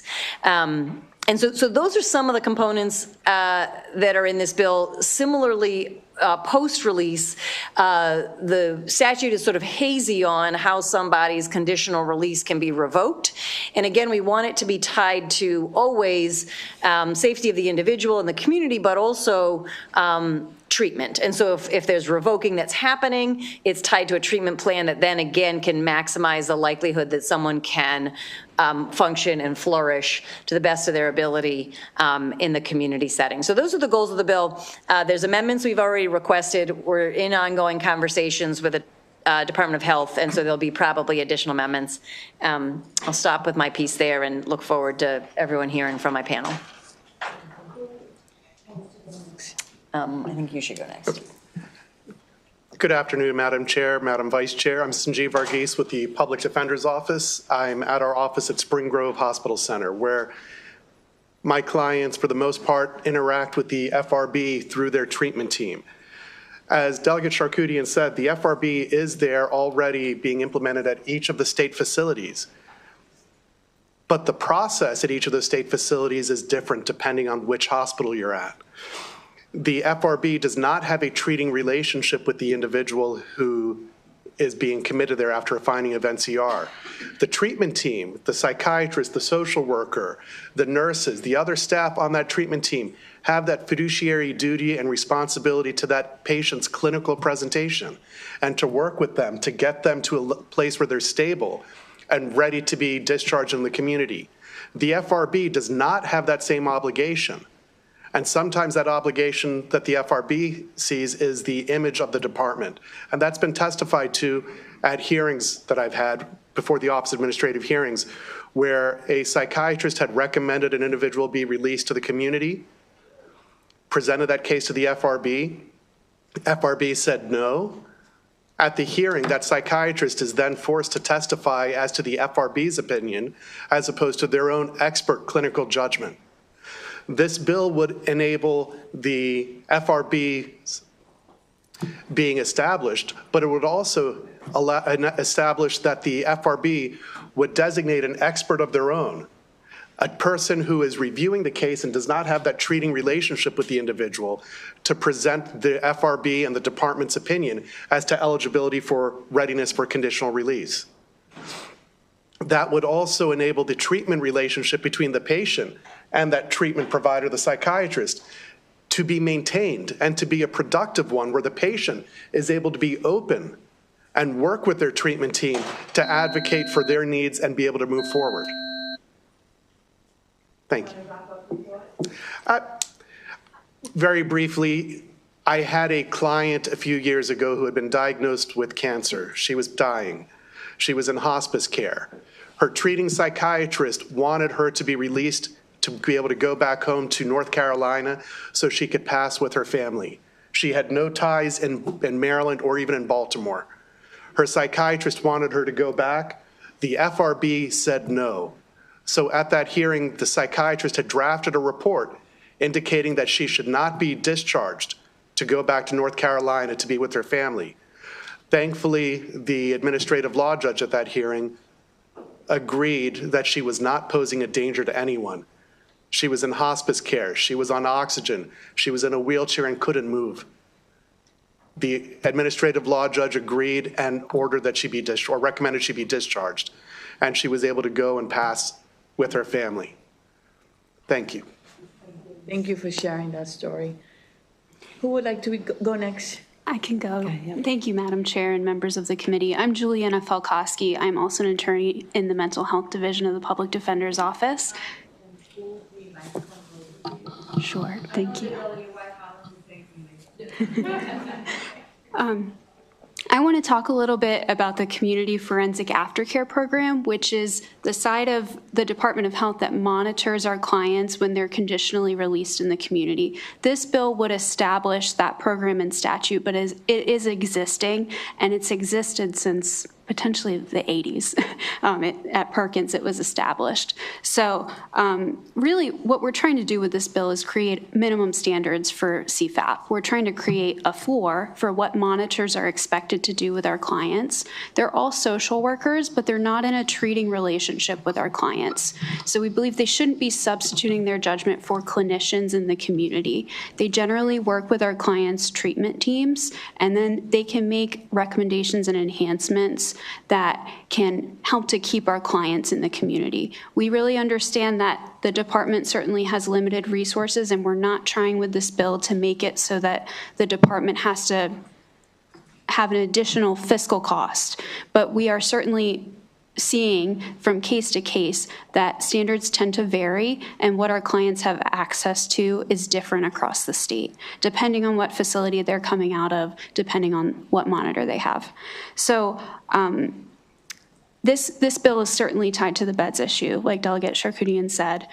We believe that this legislation would create more consistency and transparency across the system that deals with our NCR clients. We really think that having these programs established in statute is critical so that our clients can have more clarity in the process. Thank you. Want to go next? Good afternoon, Chair, Vice Chair, and members of the HGO Committee. On behalf of NAMI Maryland, the National Alliance on Mental Illness of Maryland requests a favorable report on HB 32. Our 11 local affiliates across the state represent a network of more than 58,000 families, individuals, community organizations, and service providers. HB 32 is an essential step toward creating transparency in a process that has contributed to a bottleneck in Maryland's forensic psychiatric care system. Although commitment to a forensic facility may be allowable under the law, commitment to a facility is a deprivation of liberty for which the law currently provides no guidance regarding the process of release. Any process that so dramatically impacts the lives of Marylanders should be authorized by the legislature and guided by the subject matter experts within the state agency. To operate without a statutory authority not only leads to inconsistencies and lack of transparencies, but it's also anti-democratic. The General Assembly now has an opportunity to rightfully assert its authority. People who are subject to review at forensic facilities often have no access to the information. Their families have no access to the information. As a NAMI Maryland advocate, I hear hours and hours of stories all of the time. People need this information. I can tell you as a psychiatric patient, although not in a forensic institution, knowing the potential time of my release, knowing the status of my care was very important in the mental health outcome. It is only in fairness that the families whose children, whose wives and mothers are languishing in psychiatric institutions have timely status of what's happening. We urge a favorable review of HB 32. Thank you. Usually I wait to the end to ask the questions, but I do have some questions. Have you, Delegate Charkoudian, read the letter from the Maryland Department of Health? I have. Okay. And as you know, the secretary for the Maryland Department of Health is being held in contempt often, every week, for the lack of, placement, right? And I know the Public Defender's Office know because they make the petition. So we had a meeting last week with the secretary, with the Judiciary Committee, with the Judiciary, Judge Morrissey, with the Department of Health, with some of the prosecutors, the Public Defender, Chair Chetty, a whole bunch of a number of people to try to find a solution to that problem because they have 10 days and they're not meeting it. So she writes in this letter that one of the primary concerns is the proposed reduction in the review turnaround from 10 days to 2 days. It's impossible because she doesn't have the placements as well. And then she goes on to enumerate several concerns as well. Do you want to address them? Or are you working with them on it? I know that in the letter, she welcomes, you to continue to work with her. Yeah, so I think there's a couple things. Some of the issues that she addressed are, that she raises, so as happens, we have been sharing the amendments with the Department of Health as we've been developing them. In fact, we've been sharing everything we've been doing since October with the Department of Health. So some of the issues that she raises are addressed by the amendments, and some of the issues that she raises have not yet been addressed by amendments. So which ones have not been addressed? And if so, my question is, can you address them? And the reduction of the dates, just because I am very involved in that with the Judiciary Committee, it's a very important issue. She cannot do it. She does not have the beds. I don't, do you want to speak to that? Yes, thank you. I believe the reduction in dates, it's not about the bed availability. The reduction is the production of records. Yeah, These are records that are already being maintained by the Department of Health. It's just like asking for. But she says she can't do it. It says one primary concern is the proposed reduction in the review turnaround time from 10 days to just 2 days. With more than 1,000 individuals committed, the department currently struggles to meet the existing 10-day review interval. Reducing this time frame to 2 days is unrealistic and will overburden already limited resources. Reviews need to be thorough and conducted promptly. The proposed change compromises the ability to complete comprehensive evaluations.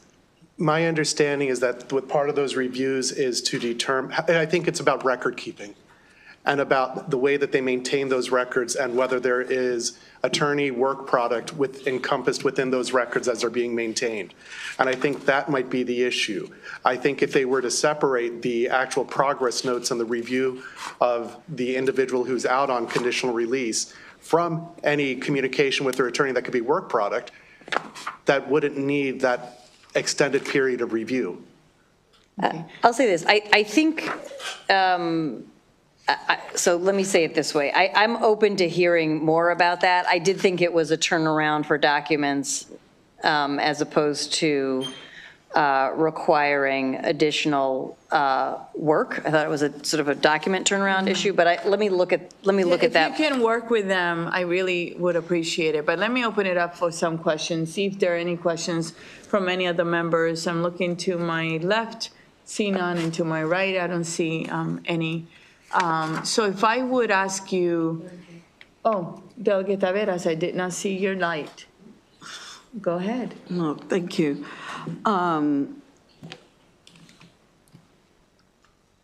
Madam Chair, I just want to be correct that you mentioned that there weren't any beds for some of the issues.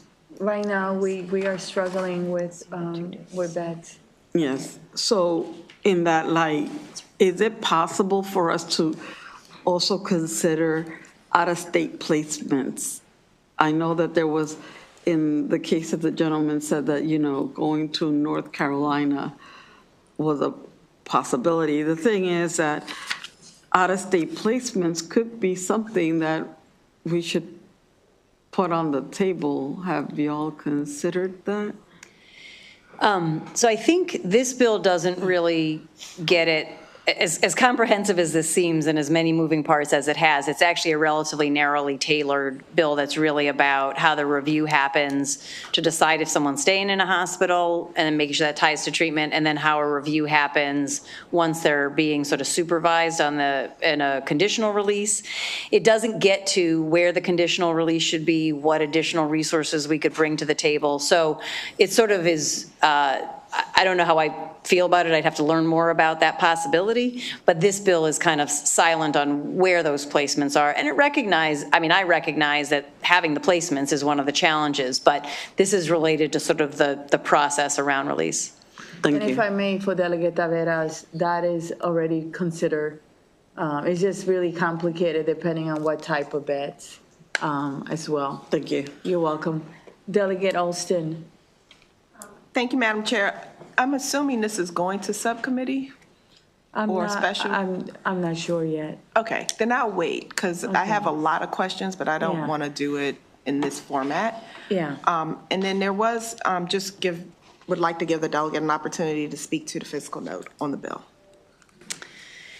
Yeah, so I think this is one of the things that we get the fiscal notes, we've been talked to the department maybe a week ago, and then the fiscal note came out since then. So I'm working on the next meeting with the department, but haven't spoken with them. I was a little surprised by parts of the fiscal note, and I think even the fiscal note writers sort of added a sort of note about the fact that like the forensic review boards exist already.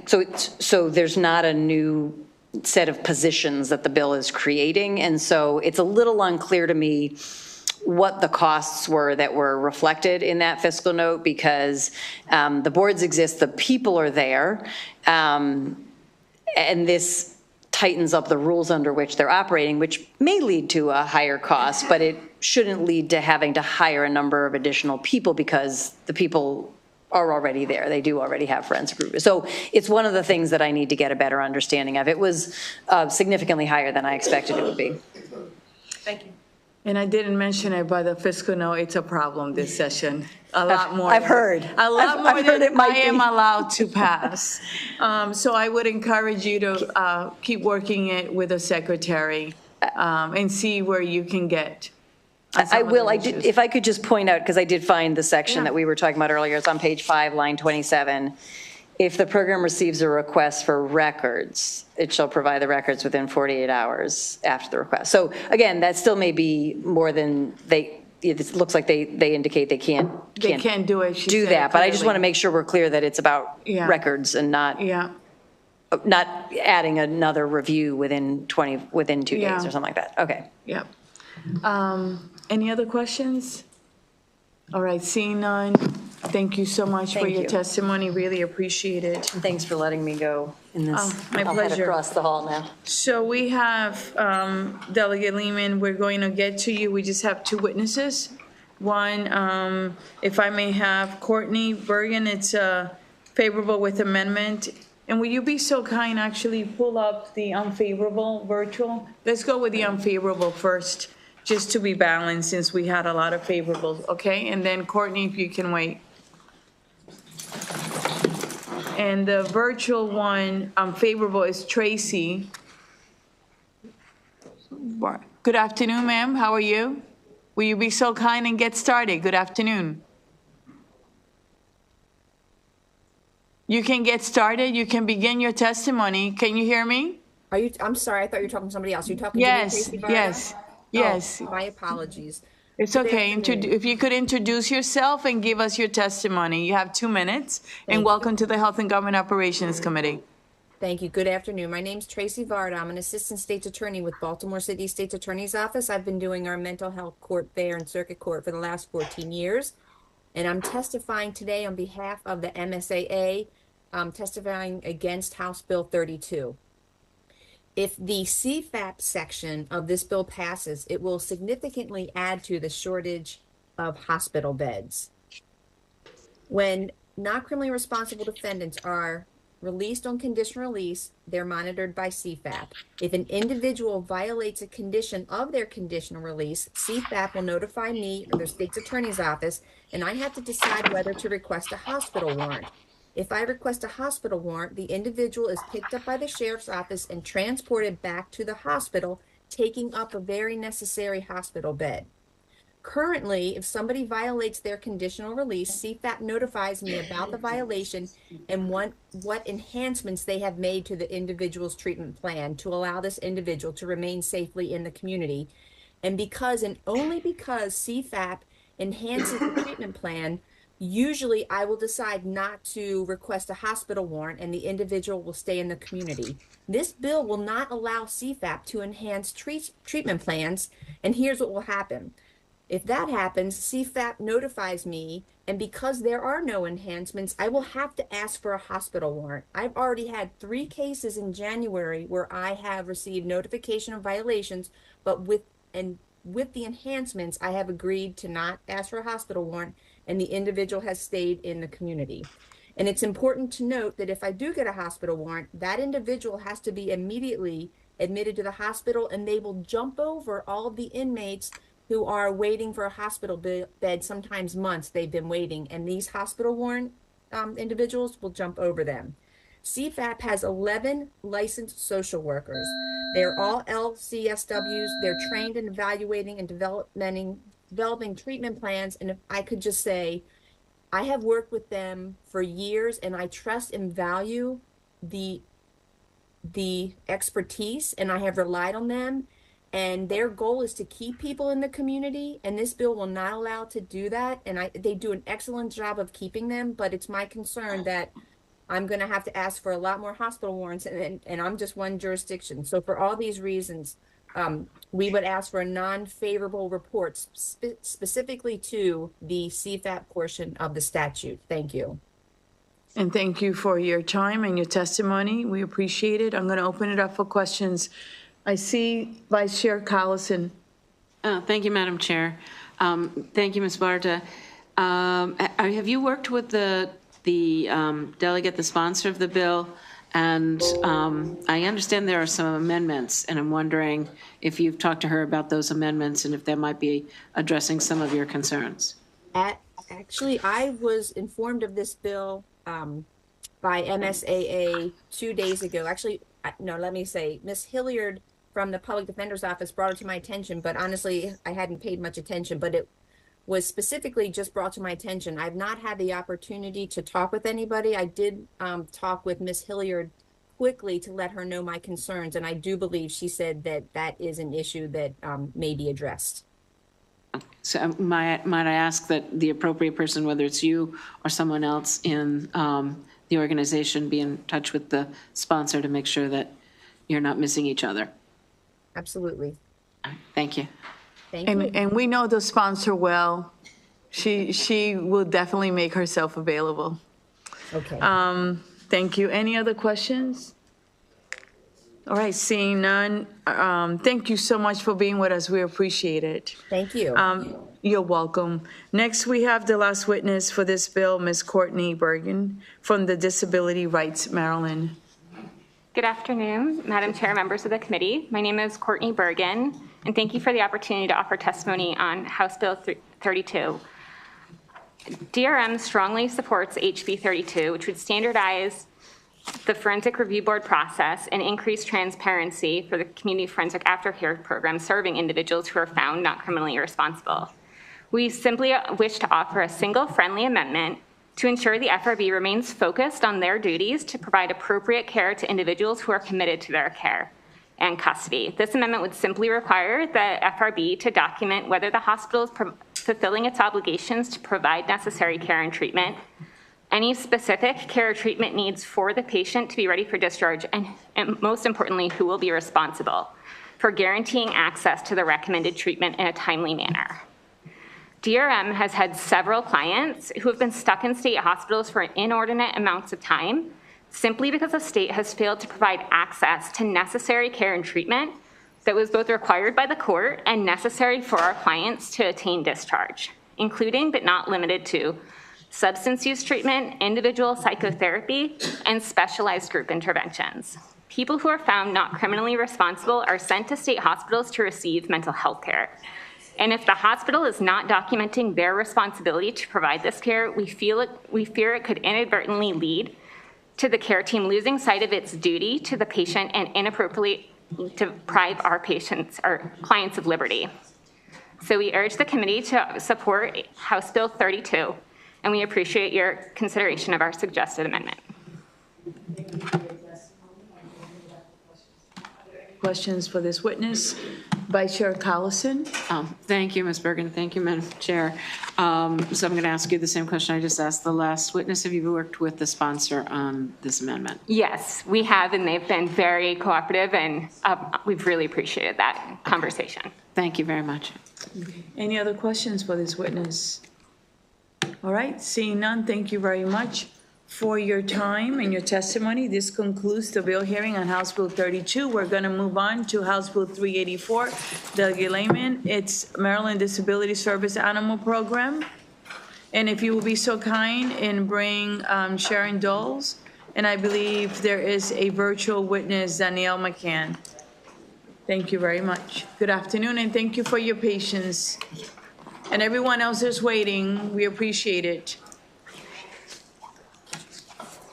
Thank you, Madam Chair. I was a little confused about the order. I think I've got it straight now. I also have, I believe, a virtual witness. I don't know if she's been let in. The witness is there already. From the Federation of the Blind. Yes. Thank you so much. And so good afternoon, Chair Pena-Melnick, Vice Chair Cullison, and esteemed members of the Health and Government Operations Committee. It's great to be here today. It's been a while. For the record, I'm Delegate Mary Lehman, and I am presenting House Bill 384. It is a bipartisan bill that would establish a disability service animal program modeled after the successful service animal program in the Department of Veterans and Military Families.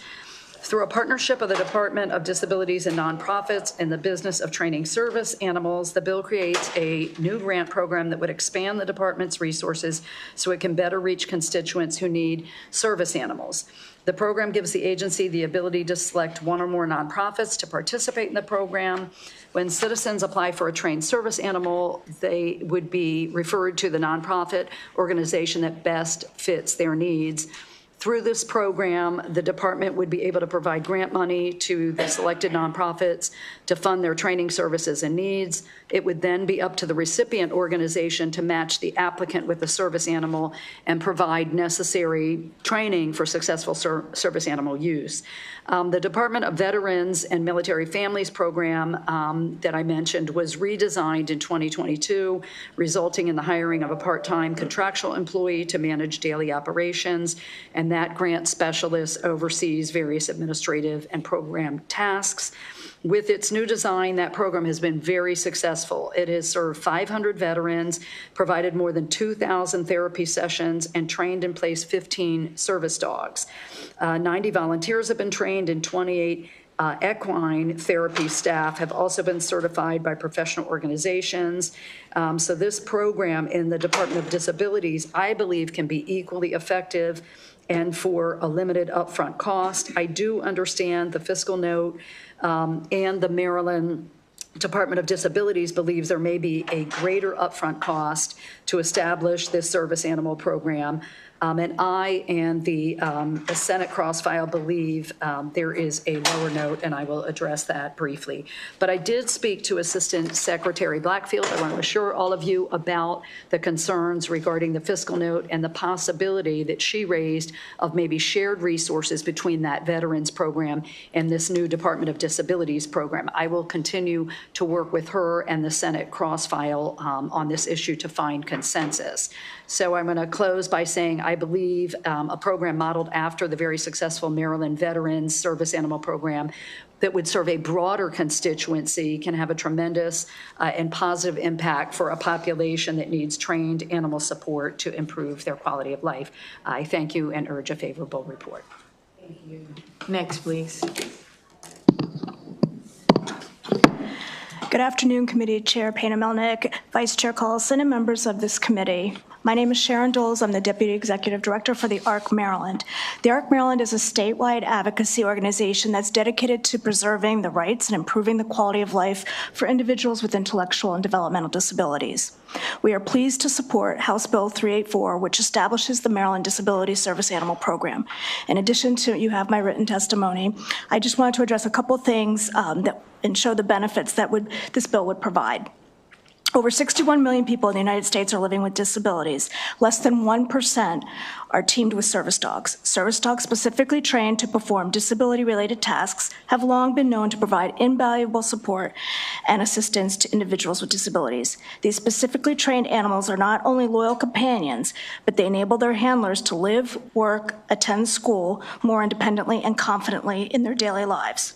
A disability service animal program would advance the steps in providing emotional connections, increased community participation, as well as physical activity, psychological well-being, improving the quality of life, a possible reduction in prescribed medications, and a decrease in paid assistance hours, which extend well beyond their primary disability need. So in other words, service dogs have measurable effects on the specific aspects of psychosocial health for the individual with disabilities and other chronic conditions. Service animals can cost tens of thousands of dollars, but this should not be a program where only the rich or the entitled people can have access to. This bill is a good investment for the state to make, and the bill would create equity access for critical supports for people with disabilities. Given the widespread advantages of those teamed with service dogs, we request the state to make this proven support more a reality available for everyone. In closing, we ask for the committee for a favorable report on House Bill 384. Thank you. Virtual witness, and then we'll open it up for questions, Delegate.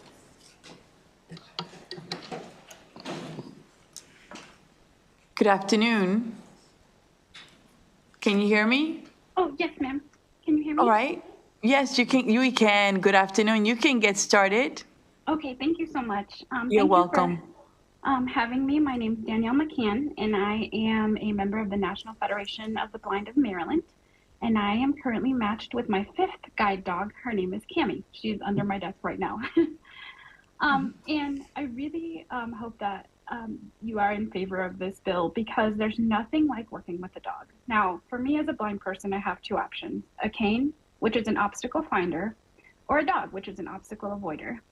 And having lived and worked in the Baltimore area for about 5 years now, I can tell you that it's so much easier. I have so much freedom of movement just having my dog weave in and out of the sidewalks, the obstacles on the sidewalks, at times when the sidewalks are narrow or there's a change in elevation. I can handle that much more confidently and more freely with a dog than I can with a cane. So especially because Baltimore, in particular this city area, is such a unique area. My dog wasn't trained in Maryland. She was trained out of state, and we struggled a lot at the beginning to acclimate because she's like, where am I? So I just really want to encourage a favorable vote for this bill. Thank you so much for your time. Thank you. How old is she? She's 4. Yeah, you had her for the 4 years? I've had her it'll be 2 years next week. Thank you. Enjoy her. Thank you, and thank you for being with us. I'm going to open it up for questions now, okay? Are there any questions? I see Delegate Hill. This bill, just a quick question. Service animals now for non-veterans, what programs exist, including federal funds, SSI, et cetera, that are helping people to get these animals? What existing programs are there? Right, so Veterans program I mentioned. right. So I understand SSI has benefits up to $4,000 a month. I'm trying to find out what existing programs there are, and if we create this program, how many more people we'd be able to reach. I I'm not sure if any of my witnesses can speak to private programs. I'm not aware of how many private programs there are. However, this is modeled after the veterans program I mentioned that was created about 5 years ago, 5-6 years ago. And then there is written testimony from the Veterans Affairs Agency about how that program was totally redesigned in 2022. Until then, it did not have any staff. And Right, so, I read the testimony, but it's okay. We can get that information. Maybe somebody can get it, because I know that there are, okay. yeah, outside of this one other program in state government, I don't know in terms of private programs, how many there are or how many people are served. But I can follow up with you, Delegate Hill. Thank you. Any other questions? So Delegate, I have a question for you. As you know, we are not able to pass many bills with a fiscal note, right? And this is an amazing bill, one that personally I would support. The fiscal note is over $200,000. Have you done anything to address that fiscal note, to bring that down, or work with the department to see if they can do certain things to reduce it? Right, and so thank you for the question and the observation, Delegate Pena-Melnick. So the cross-file, who is Senator Simon Ayer, who is the architect of the Veterans Service Animal Program I mentioned, and I talked about the fiscal note and the belief that it was based on a similar fiscal note for that program when it began, and yet it was able to get started without any staff. It was only in 2022 that a part-time staff person was hired. So we respectfully disagree with that $170,000 part of the fiscal note that they attribute to, I guess, hiring and actually setting up the program. That program also began with some private fundraising. I do understand the extremely expensive cost of training service animals, but we believe that the cost for just in the beginning, that for operational administrative costs would be less than $10,000. But again, as I mentioned in my testimony, I have talked to the Assistant Secretary in the Disabilities Department, and we agreed to continue talking about how these two programs could maybe do some cost sharing with the way they were set up and administered to bring down that fiscal note. And we are committed to continue talking about how we could do that. Yeah, so I would encourage you to work with him. As you know, we work from what we have. So if you can work with him and if he can provide a letter once you compromise on, what that price is, the cost, that would be great, okay? I'm committed to doing that. And I just think the importance of this, if I might say, Madam Chair, is that there is such a tremendous need out there, and this would expand the reach to a broader population of constituents beyond veterans. That's an important population with a lot of need. They've benefited tremendously, but there are lots of other folks with a variety of disabilities that need help from service animals. There's much more need than there are animals. And thank you so much for your work on this bill and others. We really appreciate it. Delegate Bagnall. Thank you, Madam Chair. And just following on your question, I know you mentioned that you had spoken to the DDA. Have you been having conversations with the Maryland Department of Disabilities as well? I'm sorry, the Maryland Department of? The Maryland Department of Disabilities, because it seems in their testimony that some of that fiscal note is a request for a PIN within the Maryland Department of Disabilities. So I just encourage you to have conversations with them as well.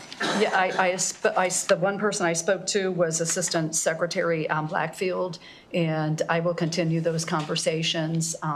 She shared some of those concerns, but brought up proactively that she thinks there could be a way forward to share some of those resources and not, like start with a brand new program with new staff and that kind of thing, because the missions are very similar. It's just that this program would reach a broader constituency. Thank you very much. Thank you. Thank you, and keep us posted as you are having the conversations, okay? I absolutely will, and I thank you so much. So this actually concludes the bill hearing on House Bill 384, and Delegate, thank you for being so patient. Thank you. We now are going to go to House Bill 141. Delegate Vogel, and welcome, and thanks again for being patient, and everyone else that is waiting. We have, after this bill, just one more bill, okay? So let's hang in there. Thank you, Madam Chair. Can I bring up my sponsor panel? Absolutely. If you could bring your sponsor panel, that would be great. This is House Bill 141, Task Force on Loneliness and Isolation. Thank you, Madam Chair, committee members. I am here because I'm getting over a cold, so I thought where better to go than the Health Committee. So You have to be wearing a mask to come here. I'm good. It's been a week, okay? It's been a week. Okay. Yeah, thank you. I am here with House Bill 141, which is a task force on loneliness and isolation. We know that social isolation and loneliness is a public health crisis. The outgoing Surgeon General declared it a public health crisis and spoke about how the mortality associated with being socially disconnected is similar to that caused by smoking up to 15 cigarettes a day, and even greater than the associated with obesity and physical inactivity. Especially since COVID, we saw an uptick in social isolation and loneliness, and this is amongst all different age demographics, amongst all different communities, and I don't believe that the state has done enough yet to promote the policies of social connection that are needed to address this issue. The folks here that are joining me in this panel represent a number of organizations that advocate for mental health, advocate for aging Marylanders, advocate for Marylanders with disabilities, recognizing again that this is an issue that touches communities in so many ways, and there was a report issued by the Surgeon General that discussed how public policy is part of the solution to this public health crisis. I will note there is a fiscal note. It's a fiscal note needed to staff the task force that would come up with the policy recommendations to address, to promote policies of social connection, and a letter from the Maryland Department of Health addressing the fact that they would need additional resources to staff such a task force. I recognize that we are in a difficult budget environment and that any cost is a cost that we would need to address and add into a budget that is already going through a number of challenges, but also recognizing that this issue of social isolation and the health consequences that result from it are leading to loss of life and real negative health outcomes for so many Marylanders that need to be addressed and can be addressed through public policies that our legislature will hopefully be implementing as a result of the recommendations from this task force. So thank you for your time. Thank you for your consideration of this bill. I urge a favorable report, and I'll turn it over to my panel.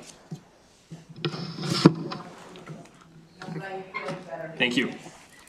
Hi, my name is Lois Mazaris. I am a psychologist, and I do a lot of work with older adults. If you look at me, you can tell that I'm a member of AARP, and I'm also on their executive council. I am also a proud resident of Anne Arundel County. I am here on behalf of AARP and its members to offer strong support for House Bill 141, the Task Force on Loneliness and Isolation. And I want to thank Delegate Vogel for sponsoring this vital legislation. The impact of loneliness on people. If you have fewer than 6 people you can connect to and call and get in touch with, that can actually significantly decrease your life expectancy. Also, you have an increased risk of Alzheimer's and heart disease.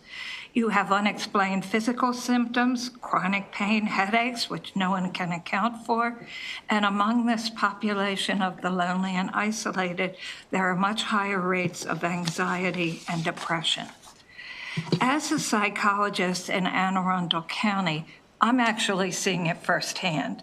I work with older adults, and what they say to me is their world is shrinking, that they start out working and then they retire and they lose contact with their coworkers. And then their friends get older, want to go near grandkids, want to go where it's warmer, world gets smaller. Then some of their friends and relatives start passing away. world gets smaller. If you lose your driver's license for any kind of health reason, your world really shrinks. You can't visit your friends. You can't go to events. I guess I'm over time.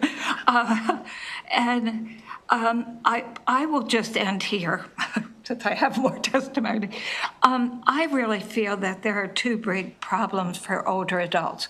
One being a lack of transportation and not being able to afford Uber and other such kinds of transportation services, and the other is technology. Many of them are not on Zoom, they are not on social media, and that makes them more and more isolated.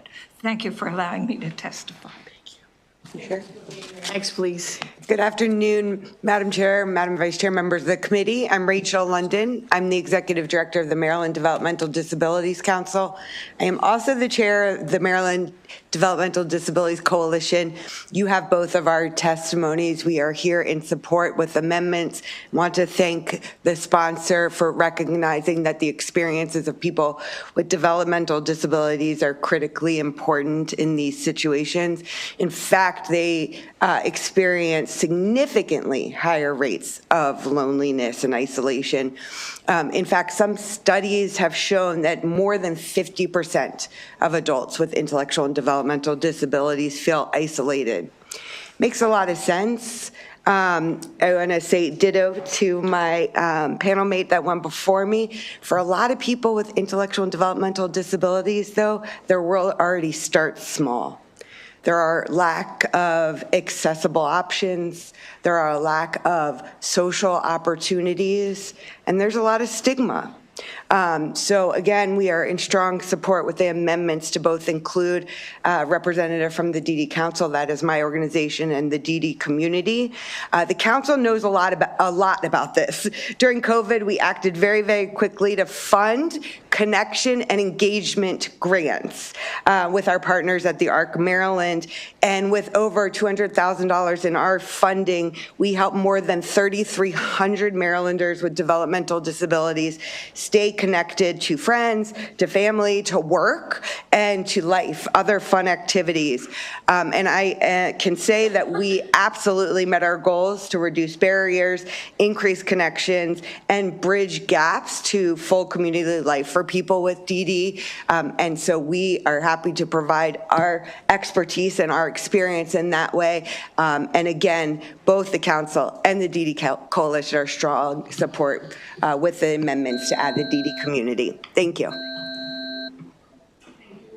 Good afternoon, Madam Chair, Madam Vice Chair, members of the committee. Aaron Greenfield here on behalf of Leading Age Maryland. We're favorable with some amendments that we understand are friendly to with the sponsor. As you've heard some of the stats, approximately 25% of Americans aged 65 and older are considered socially isolated, according to the National Academies of Sciences, Engineering, and Medicine. Social isolation is linked to 50% increase of risk of dementia, 29% increased risk of heart disease, and a 32% increased risk of stroke. We very much appreciate the inclusion of individuals living and working in assisted living, but note that there are key populations of older adults currently unrepresented on the task force, and that's where our amendments come in. Given the unique needs of older adults, particularly those limited and low incomes and those who are homebound, Leading Age Maryland requests the following additions to the task force. One, being a service coordinator who works in affordable senior housing, one representative from a community-based organization serving older adults who are homebound, and one older adult older than 65 who lives in an affordable senior housing community. And with that, we respectfully request a favorable report with those amendments. Panel. Vice Chair Collison. Thank you, Madam Chair. Thank you. I really appreciate the raising awareness of the challenges of loneliness. As you know, we're being extremely fiscally frugal this year. That's not to say this isn't a good thing to do or that it's possible, but do you see any connection between the work of the Commission on Behavioral Health Care, Treatment, and Access,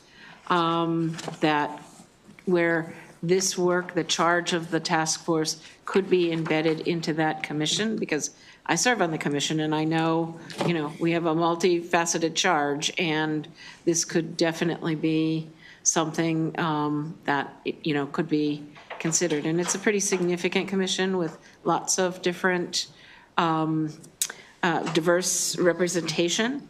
And although it doesn't include everyone that you've said here, I mean, certainly the commission also does reach out to others for information. So just a thought to put in your head at this point.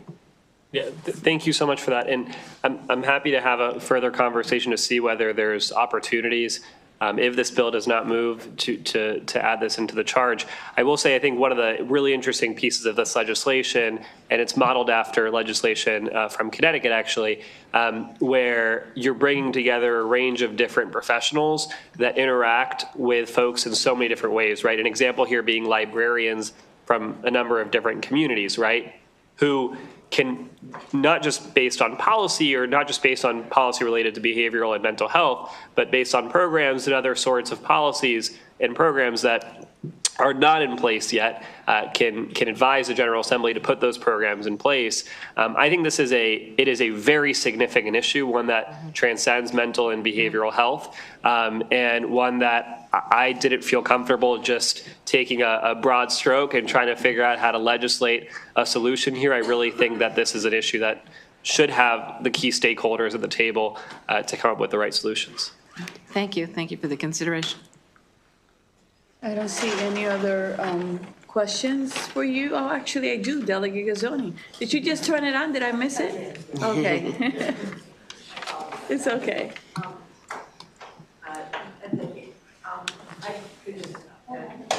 Very interesting idea.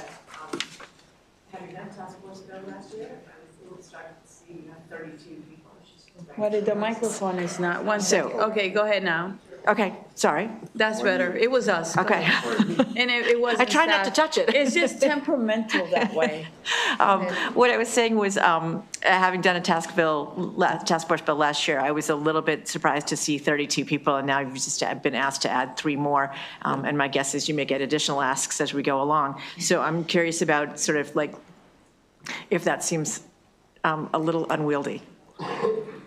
Thank you, Delegate. I think that's a fair point, right? One of the things that I'm thinking of as I'm working on this task force is a commission, different, that I worked on a couple of years ago that just produced, it was, I think, about this size. They produced legislative recommendations, and I'm actually sponsoring a bill based on those recommendations this session. So, I think that when we bring a range of different groups to the table like this, it can yield positive results. Obviously, I trust the Department of Health to carry out, if this bill passes, to carry out that mission and bring everyone together to get this done.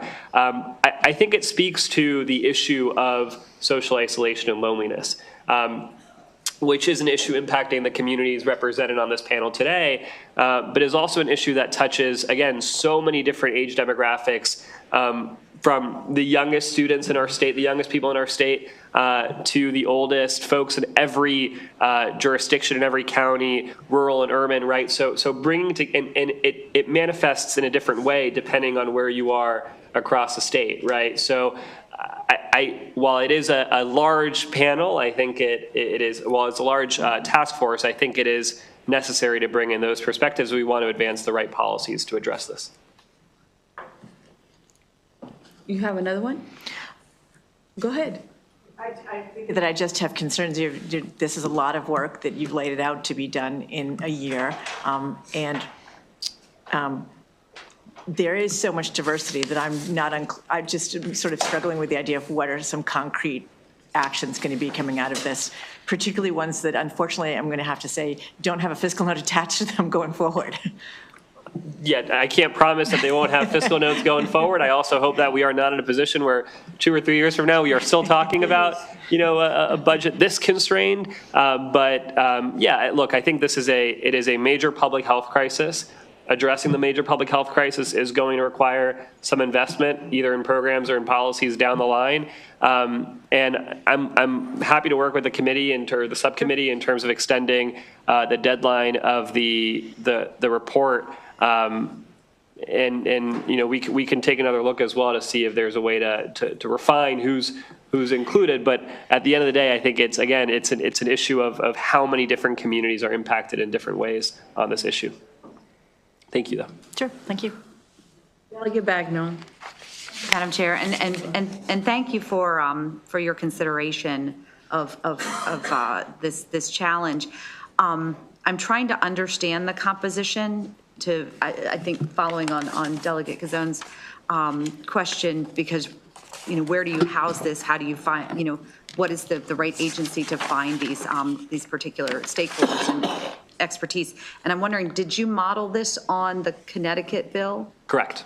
Okay, so I know that Connecticut had a bill. I think Massachusetts also passed something similar. I think there are other states that have done this. Have you reached out to them to find out what their results were, how the task forces are operating, and if they have had any initial recommendations? Yeah, they were passed recently. Thank you for the question. They were passed recently. We will follow up with your office with that information. I don't know if we've reached out on recommendations yet, but we can look into that and report back to you. But the composition, yes, is based on the state of Connecticut's, with some additions and some changes that we made in the drafting process. Thank you, Madam Chair. Any other questions? However, have you spoken to the Department of Health about whether they can staff or not?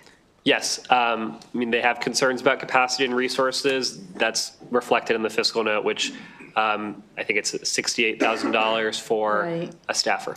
And I know they don't have a lot of capacity right now. Have you spoken with perhaps the Department of Aging or another department to do it? I see them. They're sitting right behind me, like right over there. There we go. Yes, we had a meeting with them as well. I'm not going to speak for them. I think that it is obviously an issue impacting many aging Marylanders. So there's definitely some opportunities to collaborate there. So I'm going to advise you to meet with them and see if you can collaborate with them and if they would agree to staff it, okay? Yeah, okay. We will, I see them. I'm going to come after them. Because the Department of Health is a little stretched right now. That would be great. Sounds like a plan. And thank you for your work on this. I really appreciate it. And actually, I'm looking at Rachel, maybe her, association department will staff it as well. I don't know. I'm just thinking out loud. I was waiting for that, Madam Chair. So now you just need to pursue it. Great. All right. Thank you so much. Thank you. I feel better. Okay. So we have, I think that was it for this. Anyone else for this bill that did not get called? All right, this concludes the bill hearing on House Bill 141. We're going to the last bill of the day, House Bill 553. For the committee, take a second and stretch, right? Just a minute before we start, okay? And that is House Bill 553, Delegate Taveras, Maryland Medical Assistance Program, self-measure blood pressure monitoring. Delegate Taveras, will you be so kind and bring your panel? All right, we're almost done. Yes, ma'am.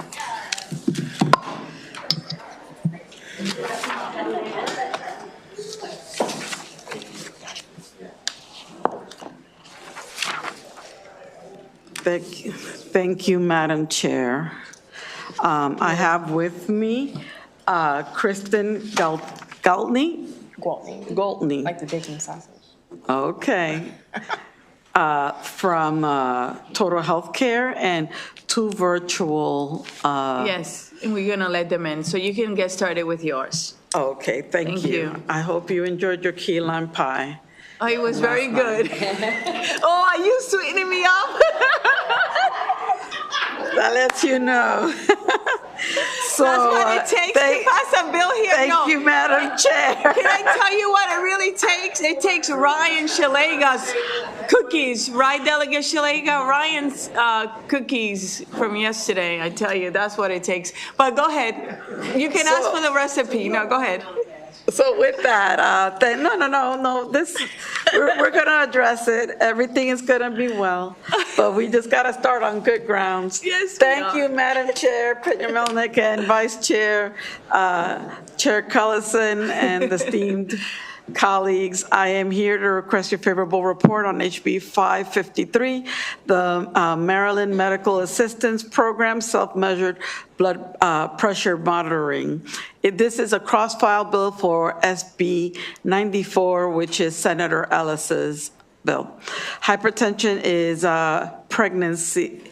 Well, I'll say that we already recognize that Black women are dying 4 times at a higher rate than white women as a result of a myriad of issues, but hypertension in pregnancy is a leading cause of maternal mortality and long-term cardiovascular complications. Between 2017 and 2019, the prevalence of hyperintensive disorders in pregnancy increased from 13% to almost 16% nationwide, with Black women experiencing the highest rates. These conditions accounted for 6.3% of pregnancy-related deaths during this period.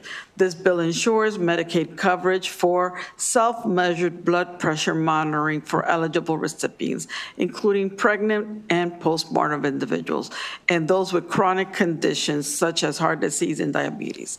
Though, through this initiative, validated home blood pressure monitors and support services will be provided, empowering patients to manage their health and enabling early detection of hyperintensive disorders. We just heard earlier today what happens when we don't take care of these kinds of issues. The urgency of this bill stems from the significant health disparities faced by underserved communities. Rural areas, suburban areas lacking access. Women in these regions face a greater risk of pregnancy-related complications due to limited preventive health services. HB 553 seeks to bridge this gap, promoting health equity by providing accessible and affordable monitoring tools. Moreover, extending Medicaid coverage for self-measured blood pressure monitoring aligns with public health goals to reduce maternity mortality and improve health outcomes. By integrating these tools into pre-pregnancy, pregnancy, and postpartum care, we can detect and manage hypertension earlier, reducing the risk of severe complication and future risk. And with that, this is part of a broader effort to improve maternal health outcomes and address disparities within Maryland. By passing HB 553, we take a critical step toward reducing preventable maternal deaths and improving the quality of care for women across the state. So with that, I ask my esteemed committee to please vote HB 553 favorable. Thank you, good job. Next, please. Can you hear me? Okay. Good evening. Is it evening now? It is evening. So my name is Kristen Gwaltney, and I'm the Program and Grant Coordinator at Total Healthcare, which is a federally qualified health center in Baltimore City that's been in operation for over 50 years. So between 8 to 16% of pregnant people experience high blood pressure during pregnancy, and after delivery, postpartum individuals may continue to show symptoms of hypertension up to 6 weeks after pregnancy.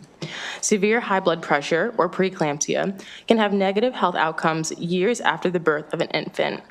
Pregnant people who develop preeclampsia are at a greater risk of kidney disease, kidney disease, heart attack, and stroke later in life. Because pregnant people are at risk of having high blood pressure and developing preeclampsia during pregnancy, it is imperative to provide them with the ability to monitor their blood pressure while away from the doctor's office. According to the Maryland Maternal Mortality Review in 2020, 24% of pregnancy-related deaths occurred 7 to 42 days after the end of pregnancy. This speaks to the necessity to continue monitoring blood pressure after giving birth. Pregnancy-related deaths occurring 7 to 42 days after giving birth are especially concerning, as mothers are typically seen only once at the 6-week postpartum appointment. Providing coverage for self-measured blood pressure monitoring provides an additional support for pregnant and postpartum Medicaid recipients who are at a greater risk for a life of negative health outcomes caused by unmanaged high blood pressure. Thank you. And then we will open it for questions, delegate.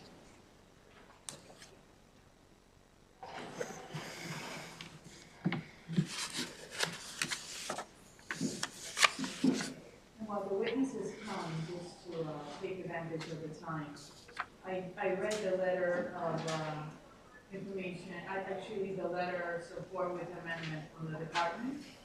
And if you have it, I'm going to ask you whether you agree with their proposal when we come back. Good afternoon, how are you? Ms. Metlock, will you be so kind and give us your testimony? Good afternoon, Honorable Chair and members of the Health and Government Committee. Thank you for the opportunity to speak in support of House Bill 553. My name is Faith Elise Metlock, and I am a nurse and PhD candidate at Johns Hopkins School of Nursing and the research program coordinator for the Safe Heart Woman Study, which focuses on social determinants of health and cardiovascular health literacy among women of reproductive age, particularly Black and Hispanic women. Through this work, I bring a community-based perspective shaped by engaging directly with some of Maryland's most underserved populations. In our study, we engaged with over 450 women from Baltimore and Washington, D.C., and uncovered significant challenges. 40% of the participants had high blood pressure, 58% experienced financial strain, and many faced barriers like unreliable transportation, food insecurity, and a lack of health insurance. These barriers not only limit an individual's ability to access care consistently, but also contribute to poor health outcomes. During conversations with the participants, many women explicitly expressed a need for tools like self-measured blood pressure monitors, sharing that having access to resources like this would allow them to monitor their health more frequently, feel more in control, and stay on track with lifestyle changes and care plans. Our findings highlight the critical need for targeted interventions for women of reproductive age, especially as this group is experiencing an alarming rise in cardiovascular risk factors. House Bill 553 directly addresses this need by providing access to self-measured blood pressure monitoring, which is a practical tool that helps detect and manage cardiovascular issues early. Additionally, this bill inclusivity extends beyond pregnant and postpartum women, encompassing other high-risk groups who are vulnerable to cardiovascular disease, such as those managing hypertension, chronic kidney disease, and diabetes. Passing this bill is a critical step towards reducing disparities and addressing the needs of Marylanders who face significant barriers to care. I strongly urge this committee to support this legislation to ensure all Marylanders have the tools and resources they need to live healthier lives and better manage their conditions. Thank you for your time and consideration. Thank you for being with us. We appreciate your time. Let's go on to the next witness and then we'll open it up for questions. Next, please. Will you be so kind and get started? If you can unmute yourself. Thank you so much.